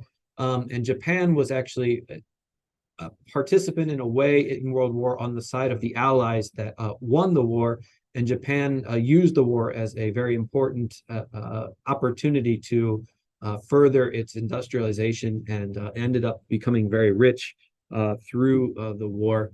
In any case, when World War I ended, there was a bit of a movement to try to strip away the colonies of those powers that had been defeated, like Germany and other places. And at this time, as they were drafting the Treaty of Versailles, the American president, Woodrow Wilson, gave a very famous speech. And in that speech, he talked about the right of people to self-rule. However, Woodrow Wilson wasn't exactly a person intent on, bringing independence to the colonies of the world, despite what his language suggested. He was actually a fairly racist person who advocated, American intervention in Mexico, for example. In any case, this idea of America giving voice to the idea of self-rule was a call to many people in colonies around the world, not only Korea, that they had the right to rule themselves, that they had the right to expel the colonial overlords, you could say. And this speech kind of gave important moral support to this Korea independence movement. But perhaps the most immediate origin of the March 1st movement was the death of King Gojong, who, as we talked about, was the kind of last king of the Joseon dynasty. He established the Great Korean Empire. He died in February of 1919. And he was, of course, forced to abdicate his throne right from the Japanese. And this brought back the memories of not only King Gojong's abdication, but also the assassination of Queen Min in 1895. And this certainly inflamed the national sensibilities of many Koreans.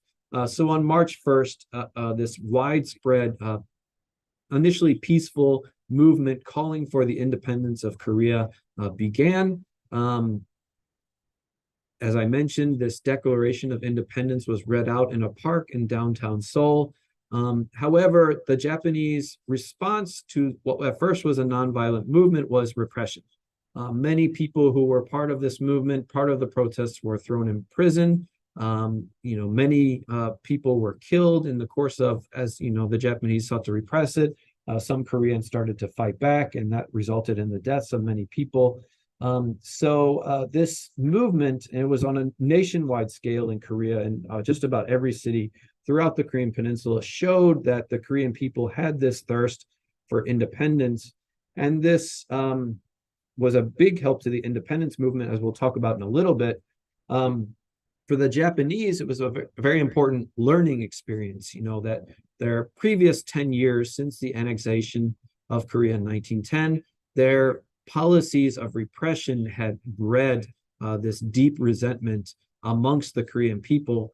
And at this time, the Japanese decided that rather than relying solely on the stick, right, to beat down the Korean people, that they would instead try to offer some carrots, right? The old carrot and stick analogy.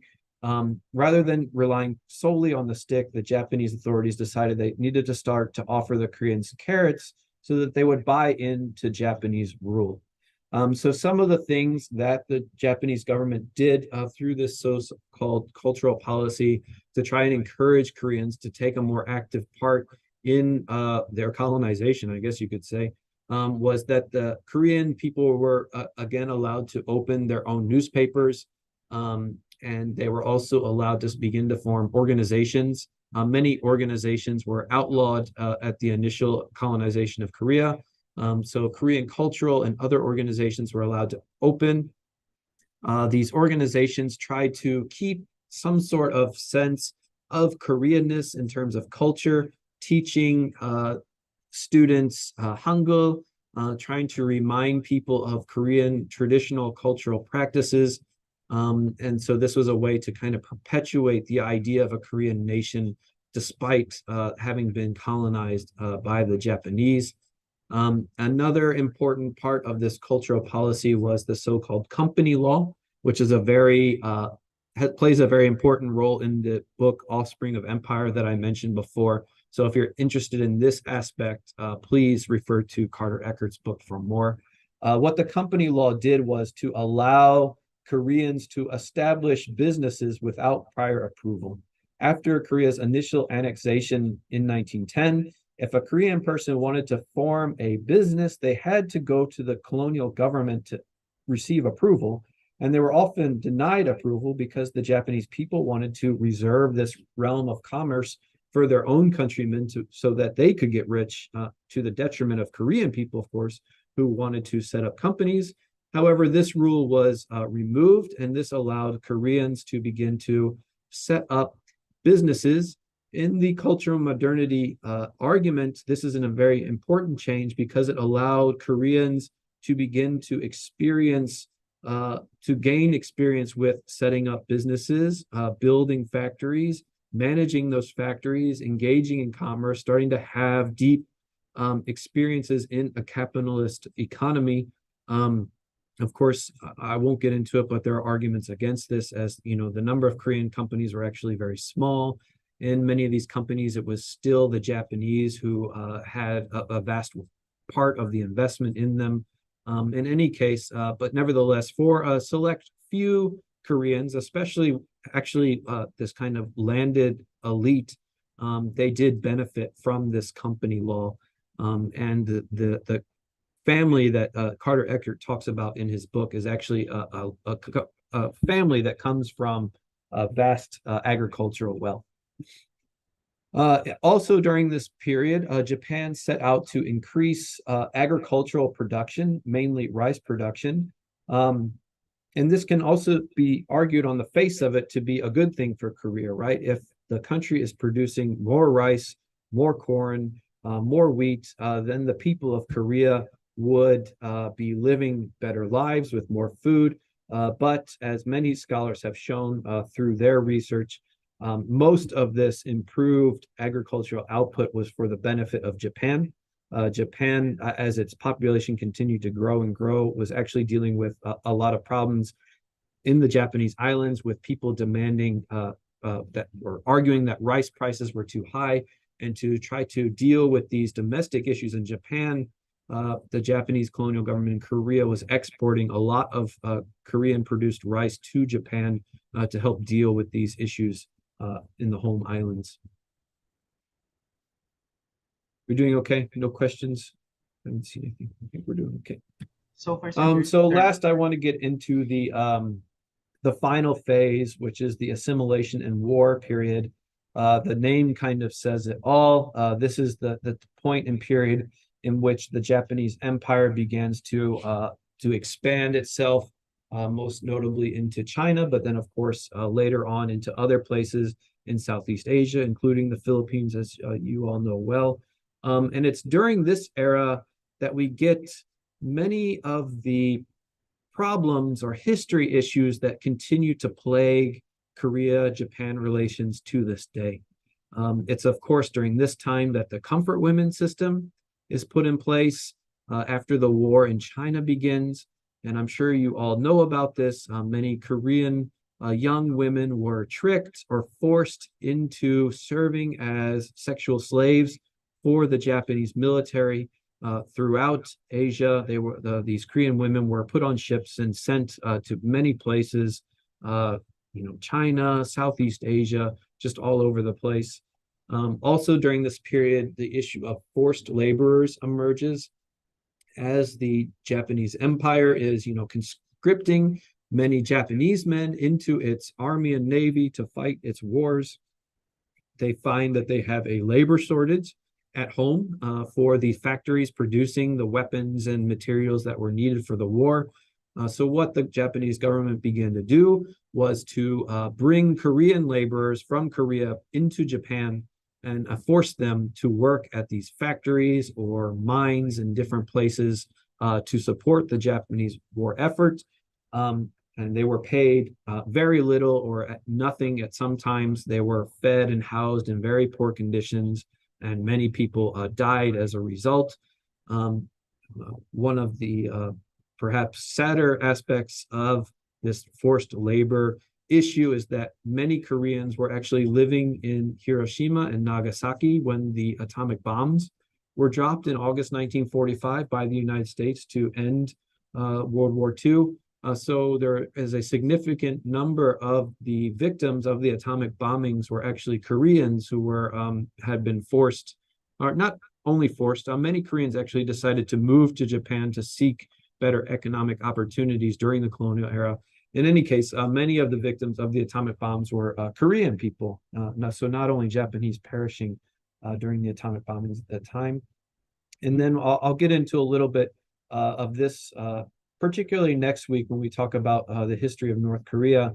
But the resistance movement continued during this time, and Korean guerrillas in Manchuria, including Kim Il-sung, were fighting with the Japanese during this time as well.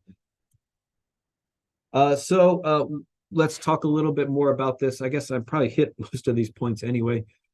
So this era of assimilation and war is really kicked off by the so-called Manchurian incident, in which the Japanese, again, create some sort of incident, a pretext for them to be enraged and an excuse for invading China. And at this time, also the so-called puppet state of Manchukuo is formed in Manchuria. It's set up with the leader ostensibly being the last Qing emperor, who was, of course, like the Qing Empire was Manchurian dynasty, right?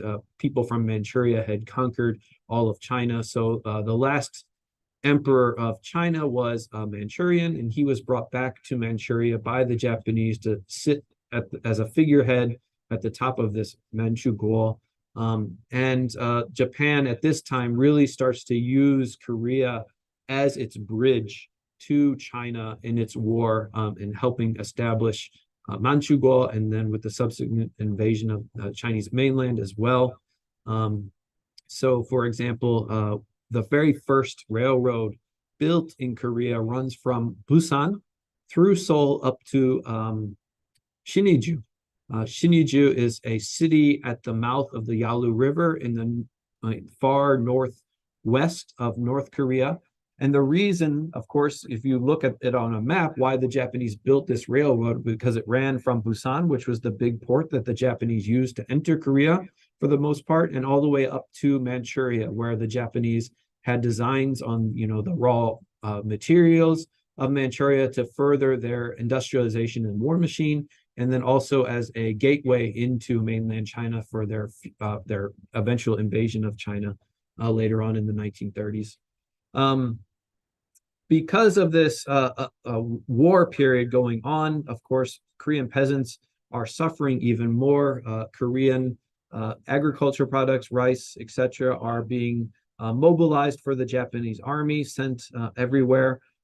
Korean peasants are forced to work as forced laborers or move on their own, out of their own will, to seek better opportunities. Many Korean peasants actually make their way into Manchuria, as they are more work opportunities to be found there. Also at this time is when many Korean men begin to enter the Japanese army. Perhaps the most famous example of this is Park Chung-hee, who would become the military ruler of South Korea from 1961 to 1979. He was born during the colonial era in a town near Daegu called Gumi. He was first trained as a teacher, but he became infatuated with Japanese military and saw the military as a avenue for him to better his life. So he submitted an application to join the newly formed military academy in Manchuria under the Japanese. But he was actually too old at the time, according to the military academy's rules, to enter the academy. So to persuade the admissions people, he wrote in his own blood an oath promising to serve the Japanese emperor, and he was admitted to this military academy in Manchuria.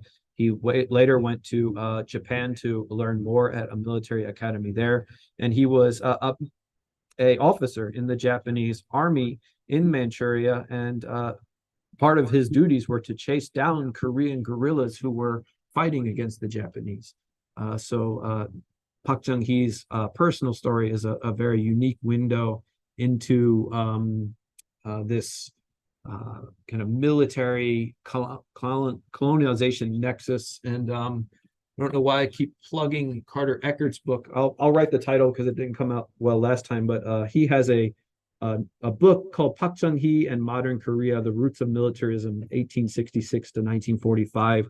So if you want to read more about Park Chung-hee and Korean experience with the Japanese military, that's a very interesting window into that story.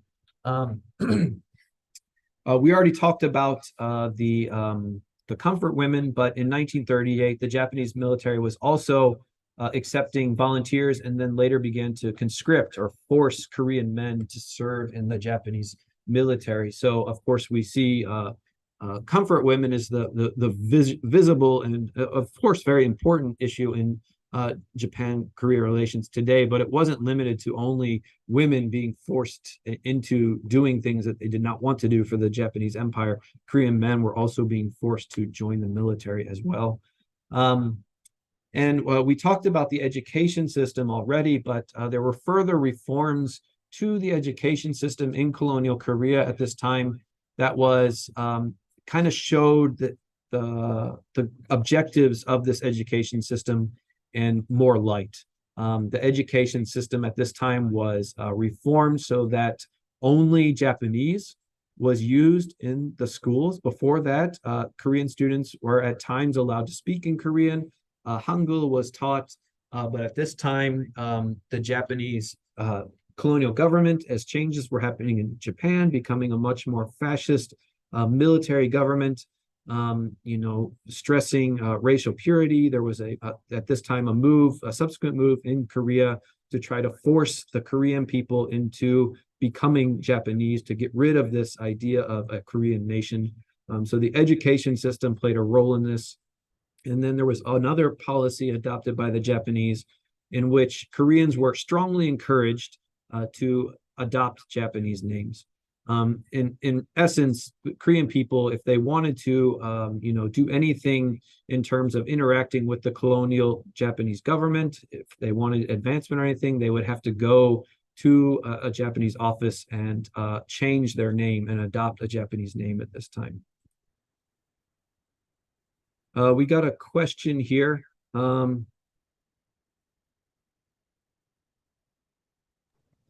Yes, sir. We have a question from Miss Rochelle Leonor. So she messaged, in recent years, there have been, oh, it's actually a comment, there have been attempts by Japan to present a different version of their occupation of Korea. A couple of examples are the arguments that brothels, where comfort women work, were legitimate business entities, according to Ramsayer 2020, and that Japan play a critical role in Korea's post-war development. I know this is a very complex issue, but I'm curious to know what are some of your thoughts regarding this? Yeah, it's an important question, and this is, I guess it's died down a little bit for a couple of years. 2020, when Ramsayer's article was published, and then the next 2 or 3 years, 1 or 2 years after that, there were many rebuttals of Ramsayer's arguments. What Ramsayer does, for those of you who aren't familiar with this issue, is he wrote an article, and Ramsayer is an economist. He's not a historian. He wrote an article that was arguing that comfort women, not only Korean comfort women, but of course there were comfort women also taken from many other countries throughout Asia, including the Philippines. There were also Japanese women who were part of this comfort women system as well. Ramsayer, in his article, argues that comfort women had contracts. And because they had contracts, that they were kind of voluntarily participating in this sort of economic relationship with people who own brothels. And also important to note that he argues that the Japanese military was not in part of this, right? There was brothels that were privately owned, and they were concluding contracts with comfort women on this idea of employment. So he's arguing that the comfort women system should be viewed as a sort of normal employment system rather than some system of forced sexual slavery. There are many criticisms of this, and this is not my area of expertise. So I highly suggest, if you're interested in this, you read the numerous rebuttals that have been written to Ramsayer's article. I would just say that one of the key criticisms of Ramsayer's article was that the contracts he used to talk about Korean comfort women are actually contracts that were written and concluded with Japanese women. He had no actual historical evidence of a contract between a Korean woman and these brothels. So the argument really fell apart from a historian's perspective, because he was making an argument based on a primary source that actually had nothing to do with the argument he was making. So his historical evidence was very weak for the arguments he was making. And this is the main criticism that has been leveled against Ramsayer. But again, I definitely encourage you to read those very in-depth and detailed rebuttals of his argument if you would like to know more. There looks like there's another question. Yes, Dr. Engel. It's a question from the UPKRC director, Dr. Kyung Min Bae. She said, comfort women issue was not only Korea's problem. It will be great if you could share with us any ongoing discussions amongst different nationalities like Korean, Chinese, Taiwanese, Filipinos, etc., how united forces and solidarity are trying to solve these comfort women problems. I have to admit that I'm not really an expert in this area. As I mentioned before, Korean women were not the only women who were forced into this system of sexual slavery. We have numerous manuscripts, diaries of women from other places, including, as in the question, Chinese women, Taiwanese, Filipinos, Indonesians. There's some examples of actually European women who were living in the colonies of Southeast Asia being forced into systems like this as well. And for the most part, these issues remained very quiet after the end of World War II. And it wasn't until Korea's democratization in 1987, and then in the 1990s, we get the first public testimony of a Korean former comfort woman coming out and recalling her experience. And this really sparked a massive movement in Korea of seeking compensation and apologies from the Japanese government for what they had done to these women. I'm gonna have to admit ignorance here on what sort of movements or solidarity or activities have been orchestrated by not only Korean women, but women from these other countries. What I have noted is that the comfort women issue is most loudest in Korea. To a certain degree, the Chinese also pick it up from time to time, but this really depends on what the Chinese government is willing to allow at different times because of the way that China is now controlled, right, by the Chinese Communist Party. People aren't free to speak about these issues at will, and the government can kind of clamp down on things when they want to. But the Chinese government does permit a lot of criticism of Japan, especially on things like the rape of Nanjing. Not to get too much into this, but when the Japanese invaded China, they committed a lot of various types of war crimes, including raping women and forcing Chinese women into sexual slavery. So if you go to Nanjing, for example, there's vast sites dedicated to recalling what the Japanese had done during its invasion of China in the 1940s. But maybe Dr. Bae could share more with us if she's aware of it, because I don't know to the extent how much. I know the Korean comfort women organizations do a lot of work to try to share information about the comfort women system by erecting these comfort women statues in different countries throughout the world. And of course, they have allies in these different countries who are helping them to do this, to share information about what has happened and to try to continue to put pressure on the Japanese government to be more forthright in its apologies and to provide compensation for these. But I'm not too aware of what exactly is being done. So I'm sorry, I can't really answer your question fully there. Does anybody else want to talk more about this? No? Okay. In the interest of time, then I guess I'll keep plugging along here. So now I want to get into the independence movement. This will be the kind of last part of the lecture today, and then we will have time for some more questions if you have them. So as I've alluded to several times today, there was indeed a variety of movements of Korean people to reassert Korea's independence and try to end Japanese colonization. The first of these movements was the Righteous Armies, which I've mentioned several times today. And in Korean, this is called Wibyong.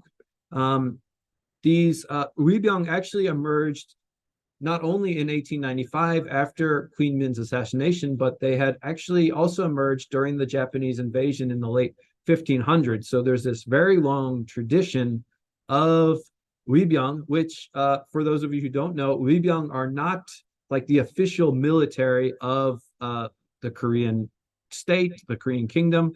These were people centered around some sort of charismatic leader, building their own independent militias who would act rather independently on their own to try to fight the Japanese.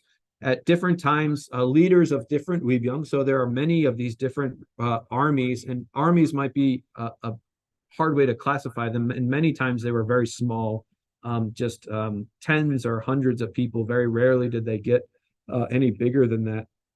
So these are very small groups of guerrilla fighters fighting the Japanese. So they first appear in this period in 1895 after Queen Min's assassination. And then they sort of die down after Japan loses influence with the rise of Russia. But then after Korea is forced to sign the Protectorate Treaty in 1905, the righteous armies sort of reemerge again with urgency, because now it is very clear that the Japanese are eyeing the annexation of Korea. And after Korea is annexed in 1910, the Japanese, during this so-called dark period, expend more energy. Once they have annexed the Korean territory, now they are more or less free to dispatch their military where they would like to repress and annihilate these righteous armies. And this forces many of the people who continue to hope to fight Japanese to flee across the border into Manchuria or the Russian Far East. And the fighting in Manchuria continues well into the 1920s. In 1920, in the aftermath of the March 1st movement in 1919, the righteous armies kind of pick up in terms of energy, the number of people joining them, and they become a little bit more aggressive in their tactics, and they're able to secure two rather large-scale victories for them at the Battle of Bongondong and the Battle of Cheongsanli. And on the slide here, I have a picture of Hongbongdo, who was a very famous righteous army leader during this period. He engaged in his first righteous army activity in 1980, after the assassination of Queen Min and the Japanese repression of the Dongak Rebellion. He kind of returned to his righteous army activities in the 1900s after Korea was annexed. He was one of the people who was forced to flee into Manchuria and the Russian Far East after Korea was annexed. And he was present at these two famous victories for the righteous armies. But in 1920, after the Battle of Cheongsanli, where a relatively small Korean force is able to defeat a much larger Japanese force and inflict a large number of casualties on them, the Japanese, with the acquiescence of China in a way, are able to sort of invade Manchuria with their own forces to put down these righteous armies. And people like Hongbongdo are forced to flee north into what then was starting to become the Soviet Union. And Hongbongdo ends up joining the Communist Party of the Soviet Union. I don't know if any of you follow the news in Korea, the current events, but Hongbongdo has become quite the controversial figure here in South Korea. He, as a member of the independence movement, he is celebrated by many people for having fought the Japanese and won these significant victories. But after leaving Manchuria and entering Soviet Union, after he joins the Communist Party, other people argue that we shouldn't be celebrating him, as he was kind of joining the other side, so to say. So this is kind of looking at Hongbongdo through the modern day lens of South Korea versus North Korea. Of course, to Hongbongdo at the time, there was no South Korea or North Korea. He actually dies before the Korea Peninsula is divided. So he never had any idea that he would be viewed as somebody on the other side of this inter-Korean conflict. But nevertheless, there are a lot of historical debates about how we should view these figures like Hongbongdo. The next part of the Korean independence movement that I want to discuss is the Korean Provisional Government. This was formed on April 11th, 1919, in the wake of the March 1st movement. So as I mentioned before, we got that Declaration of Independence, a large outpouring of protests demanding that Korea be returned to a state of independence from Japan. To push forward this demand for an independent Korea, many people in the independence movement moved to form this Korean Provisional Government. It was kind of a government in exile, right? And they tried to petition various countries throughout the world to recognize the Korean Provisional Government as the rightful and legal government of the country of Korea rather than the Japanese colonization. The independence movement for Korea was spread out throughout the world. And at this time, kind of the centers of it were in Manchuria, where people like Hong Bom-do were engaged in, actually fighting the Japanese army. There was a large number of Korean independence activists in Shanghai, where, as we'll talk about in a second, they weren't necessarily fighting, in terms of military conflict with Japan, but they were engaged in activities that we might think of as terrorist activities today. And then there was also independent activists throughout the world. Perhaps now, because of Syngman Rhee becoming the first president of Korea, the United States was seen as a very important center for Korean independence activists, and they were aggressively lobbying the U.S. government to recognize the Korean Provisional Government and provide it funding. The first president of this Korean Provisional Government was Syngman Rhee, who would go on to become the first president of South Korea. But the government included a variety of independent activists who had very different political ideologies. So it included people who were more rightists, like Syngman Rhee or Kim Gu, who were quite anti-communist. And then there were communists and socialists in the group as well. And because of this, not only differences about political ideology, but also differences among the members about how to pursue independence, whether they should be fighting the Japanese, building a military and actually trying to retake Korea by force, or whether they should be more active diplomatically by, petitioning the United States, European powers, China, and other places to recognize them as the legal government of Korea and force the Japanese to kind of step back from its rule over Korea, kind of peacefully, I guess you could say, through this diplomatic process. Because of these differences, the body became quite fragmented and was not really functional, I guess you could say. Syngman Rhee was forced out. They had many different presidents who were in charge for a very short amount of time. A lot of infighting. The provisional government, for the most part, kind of began to fall apart during World War II. And people with more communist ideologies tended to side with the Chinese Communist Party. People who were on the right of the political spectrum started to side with the Chinese Nationalist Party led by Chiang Kai-shek. And the provisional government was very weak because of this, and was never really recognized by anybody other than the nationalists in China. I mentioned before how violence or maybe perhaps terrorist activities was also an important part of the independence movement. The most famous example of this is An Jung-geun, who assassinated Ito Hirobumi, who was the Japanese politician, largely seen as the architect of Korea's colonization. He was assassinated in October 1909, just before Japan annexed Korea. He was assassinated at a train station in Manchuria.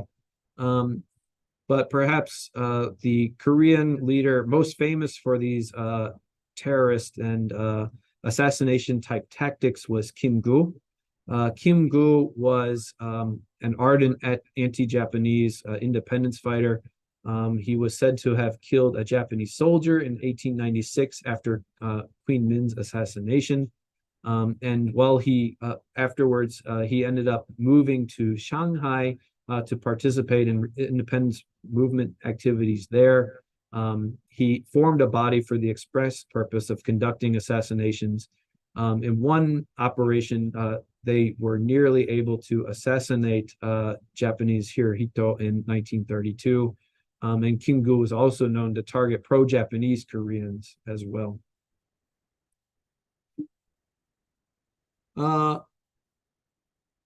Lastly, I just want to talk about some of the independence movements operations to try to form armies to participate in the war against Japan, especially after Japan invaded China. The Korean provisional government was really only getting support from the nationalists and Chiang Kai-shek. And as the Japanese invaded China, the Korean provisional government more or less moved along with the nationalists as they were forced to retreat by following Japan's intervention. So the Korean provisional government wound up moving from Shanghai to Chongqing after stops in other cities as well. At this time, there were a couple different attempts to form Korean armies to participate in the war against Japan in China. For both of these groups, the Korean Volunteer Army led by Kim Won-bong and also the Korean Liberation Army formed by Kim Gu, their real goal was to not be subsumed by the Chinese army, whether it be the nationalist or communist parties. They wanted to fight separately to give air of legitimacy to the independence movement, that this was a Korean government in exile trying to fight the Japanese. And this would help them, in theory, after an Allied victory, argue that Korea should be made back into an independent state free of Japanese colonialism. This is, of course, what happened. Also at this time, we can't forget about the guerrilla units that were in Manchuria, and this includes Kim Il-sung, who would, of course, famously go on to lead the Democratic People's Republic of Korea. Many of these groups that were trying to fight the Japanese in Manchuria were, as we noted before, pushed back into the Soviet Union. And many of these Korean independence activists, these guerrillas, ended up joining the Soviet Red Army. And that is how Kim Il-sung was able to make it back to North Korea after the war, as he was a member of the Soviet Army. We have a question. Yes, Professor. Dr. Engel, we have a question from Dr. Kyungmin Bae. So she asked, do you recommend any historical films that we can watch which is relatively factual, not too fictional?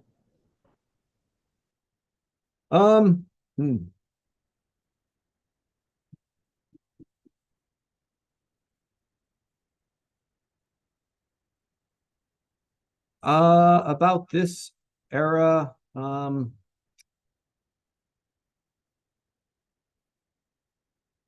have to admit, I'm not much of a movie buff. I know there was a movie made about one of the assassination attempts by the group associated with Kim Gu. I can't remember the name of the movie. I want to say it was something pretty similar, just like assassination or something like that. But I did watch Mr. Sunshine, but I wouldn't call that exactly factual. It's I guess you can get a sense of the emotions maybe that Korean people felt at the time, and there are small elements of facts in them, but of course the story is completely fictional. But yeah, I might mention a couple movies next week. I'm more familiar with because they're related to my research that I've seen. But yeah, I have to pass on this question. I don't really have anything, unfortunately. Thank you so much for that, Dr. Engel. Yeah, there's a comment saying that you can visit the National Memorial of the Korean. Yes, the picture, I just want to add on to this comment, which is definitely correct. This picture is a picture that I took myself, actually, and it's of a museum of the Korean Provisional Government in Shanghai. So there are sites in China that commemorate where the Korean Provisional Government had its operations going on in China at the time. So this is a small museum in Xintiandi in downtown Shanghai. So if you ever find yourself in Shanghai and are interested in that part of Korean history, that's another place that you could visit as well to learn about the Korean Provisional Government. Just to kind of wrap up here, I think if we're talking about the Korean independence movement, we have to recognize two things. These people were incredibly brave. They were incredibly motivated. They had the desire to see their homeland return to the status of independent country and self-rule. But at the same time, we also have to acknowledge that the independence movement, sadly, perhaps, was very ineffective. We talked about the ideological differences that fractured the independence movement on many vacations, not only between the right and left of the political spectrum, but also within each side. So there was a lot of infighting, both amongst rightists and then a lot of infighting amongst the leftists. One of the controversies surrounding Hongbom-do is actually a kind of massacre of Korean independence fighters in the Soviet Union, as there were two kind of branches of these communist-supported guerrilla fighters, or Libyang, one based in Shanghai, the other based in the Soviet Union. So even amongst, for example, the communists in the independence movement, there was a lot of backstabbing and attempts to grab power or the lead. And importantly, with this also came funding. So there was a lot of battles within the independence movement for leadership of it. There was also a noted lack of foreign support for the legitimacy of the Korean provisional government and the provision of funding from outside sources. If you are interested in Lee Sun-man, for example, there's a book called Foreign Friends. I can put the name of this book up as well, that looks at Lee Sun-man's time in the United States and discusses how Lee Sun-man was viewed as a very polarizing figure amongst the Korean community in the United States. The United States government didn't really want to, not all, but many people in the US government didn't want to recognize the Korean independence movement because they had a very poor opinion of Lee Sun-man. So some of these leaders were kind of undermining what support might have been there by their power games within their own community. So this contributed to the ineffectiveness of the movement. And in the end, Korea gained its independence not because Japan was defeated by the independence movement, but because it was defeated by the Allies in World War II. For a variety of reasons that we can talk about next week, the United States and the other allies decided that Korea should become an independent country after the war ended. So it was really, the United States' defeat of Japan with last-second help from the Soviet Union that brought Korea its independence rather than this independence movement. And this would have important consequences that we'll talk about next week. But that's the end of my presentation for today. It looks like we have about 15 minutes left for any additional questions. If anybody would like to ask them, I'd be happy to answer them.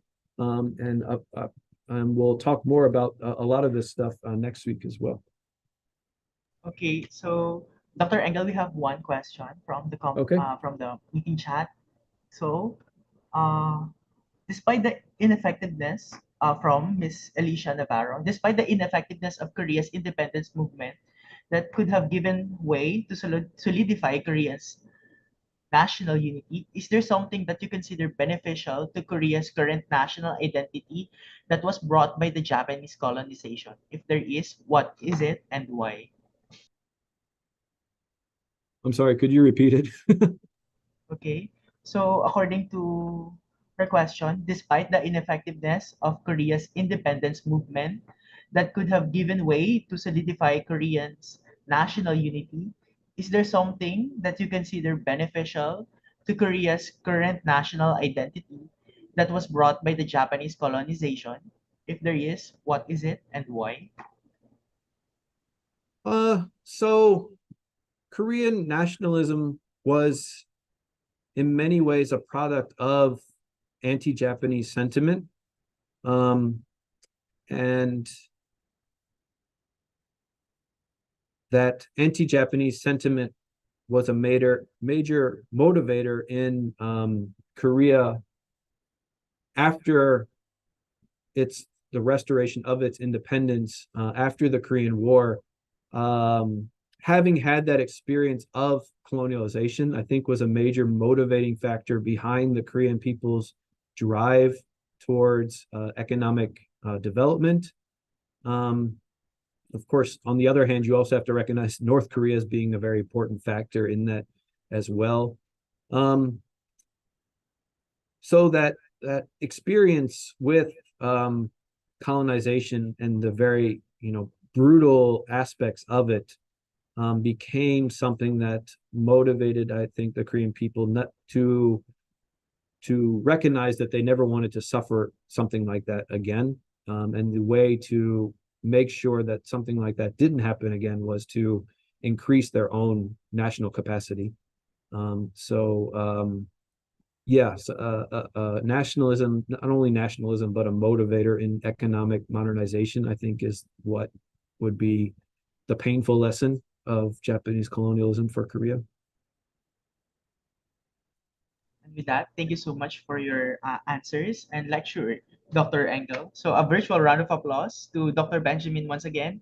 And with that, we formally conclude today's lecture.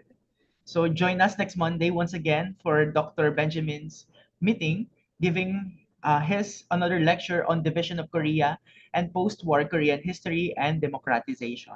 So thank you everyone for tuning in for today. And for more updates and upcoming events, don't forget to visit the UPKRC Facebook page and website. And now, we encourage everyone to open their cameras for the group photo. Raymond, I would also like to Okay, Dr. Amali.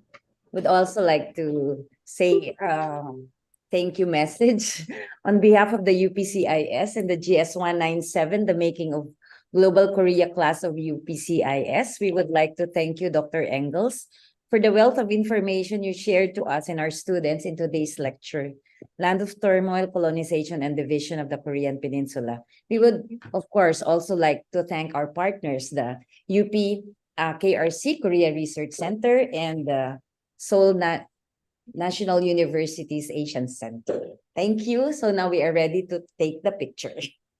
Thank you so much for Dr. Amali for your message. Okay, everyone, we may request to open your camera and join us.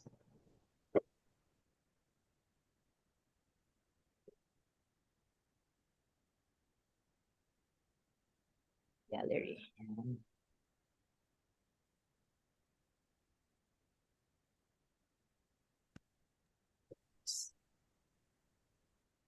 Well, it's great to see everybody.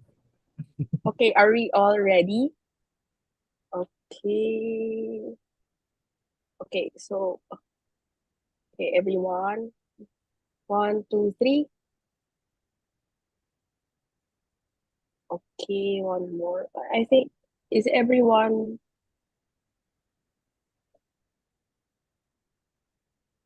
okay. So are we all okay? Okay, so one more. Okay, 1, 2, 3. Okay, thank you very much again, Dr. Engel, and we will see you on to the next installment of the lecture that will be on November 13th, same time, 9 a.m. to 12 p.m. 감사합니다. Thank you. Can you please send me a copy of the picture via email when you have a chance? Yeah, I will email you right away, sir. Thank you so much. Have a good day, Thank everybody. you. Thank you. Thank you so much. Thank you once again for tuning in. See you in our next activities. Kamsahamnida. Maraming salamat. 감사합니다.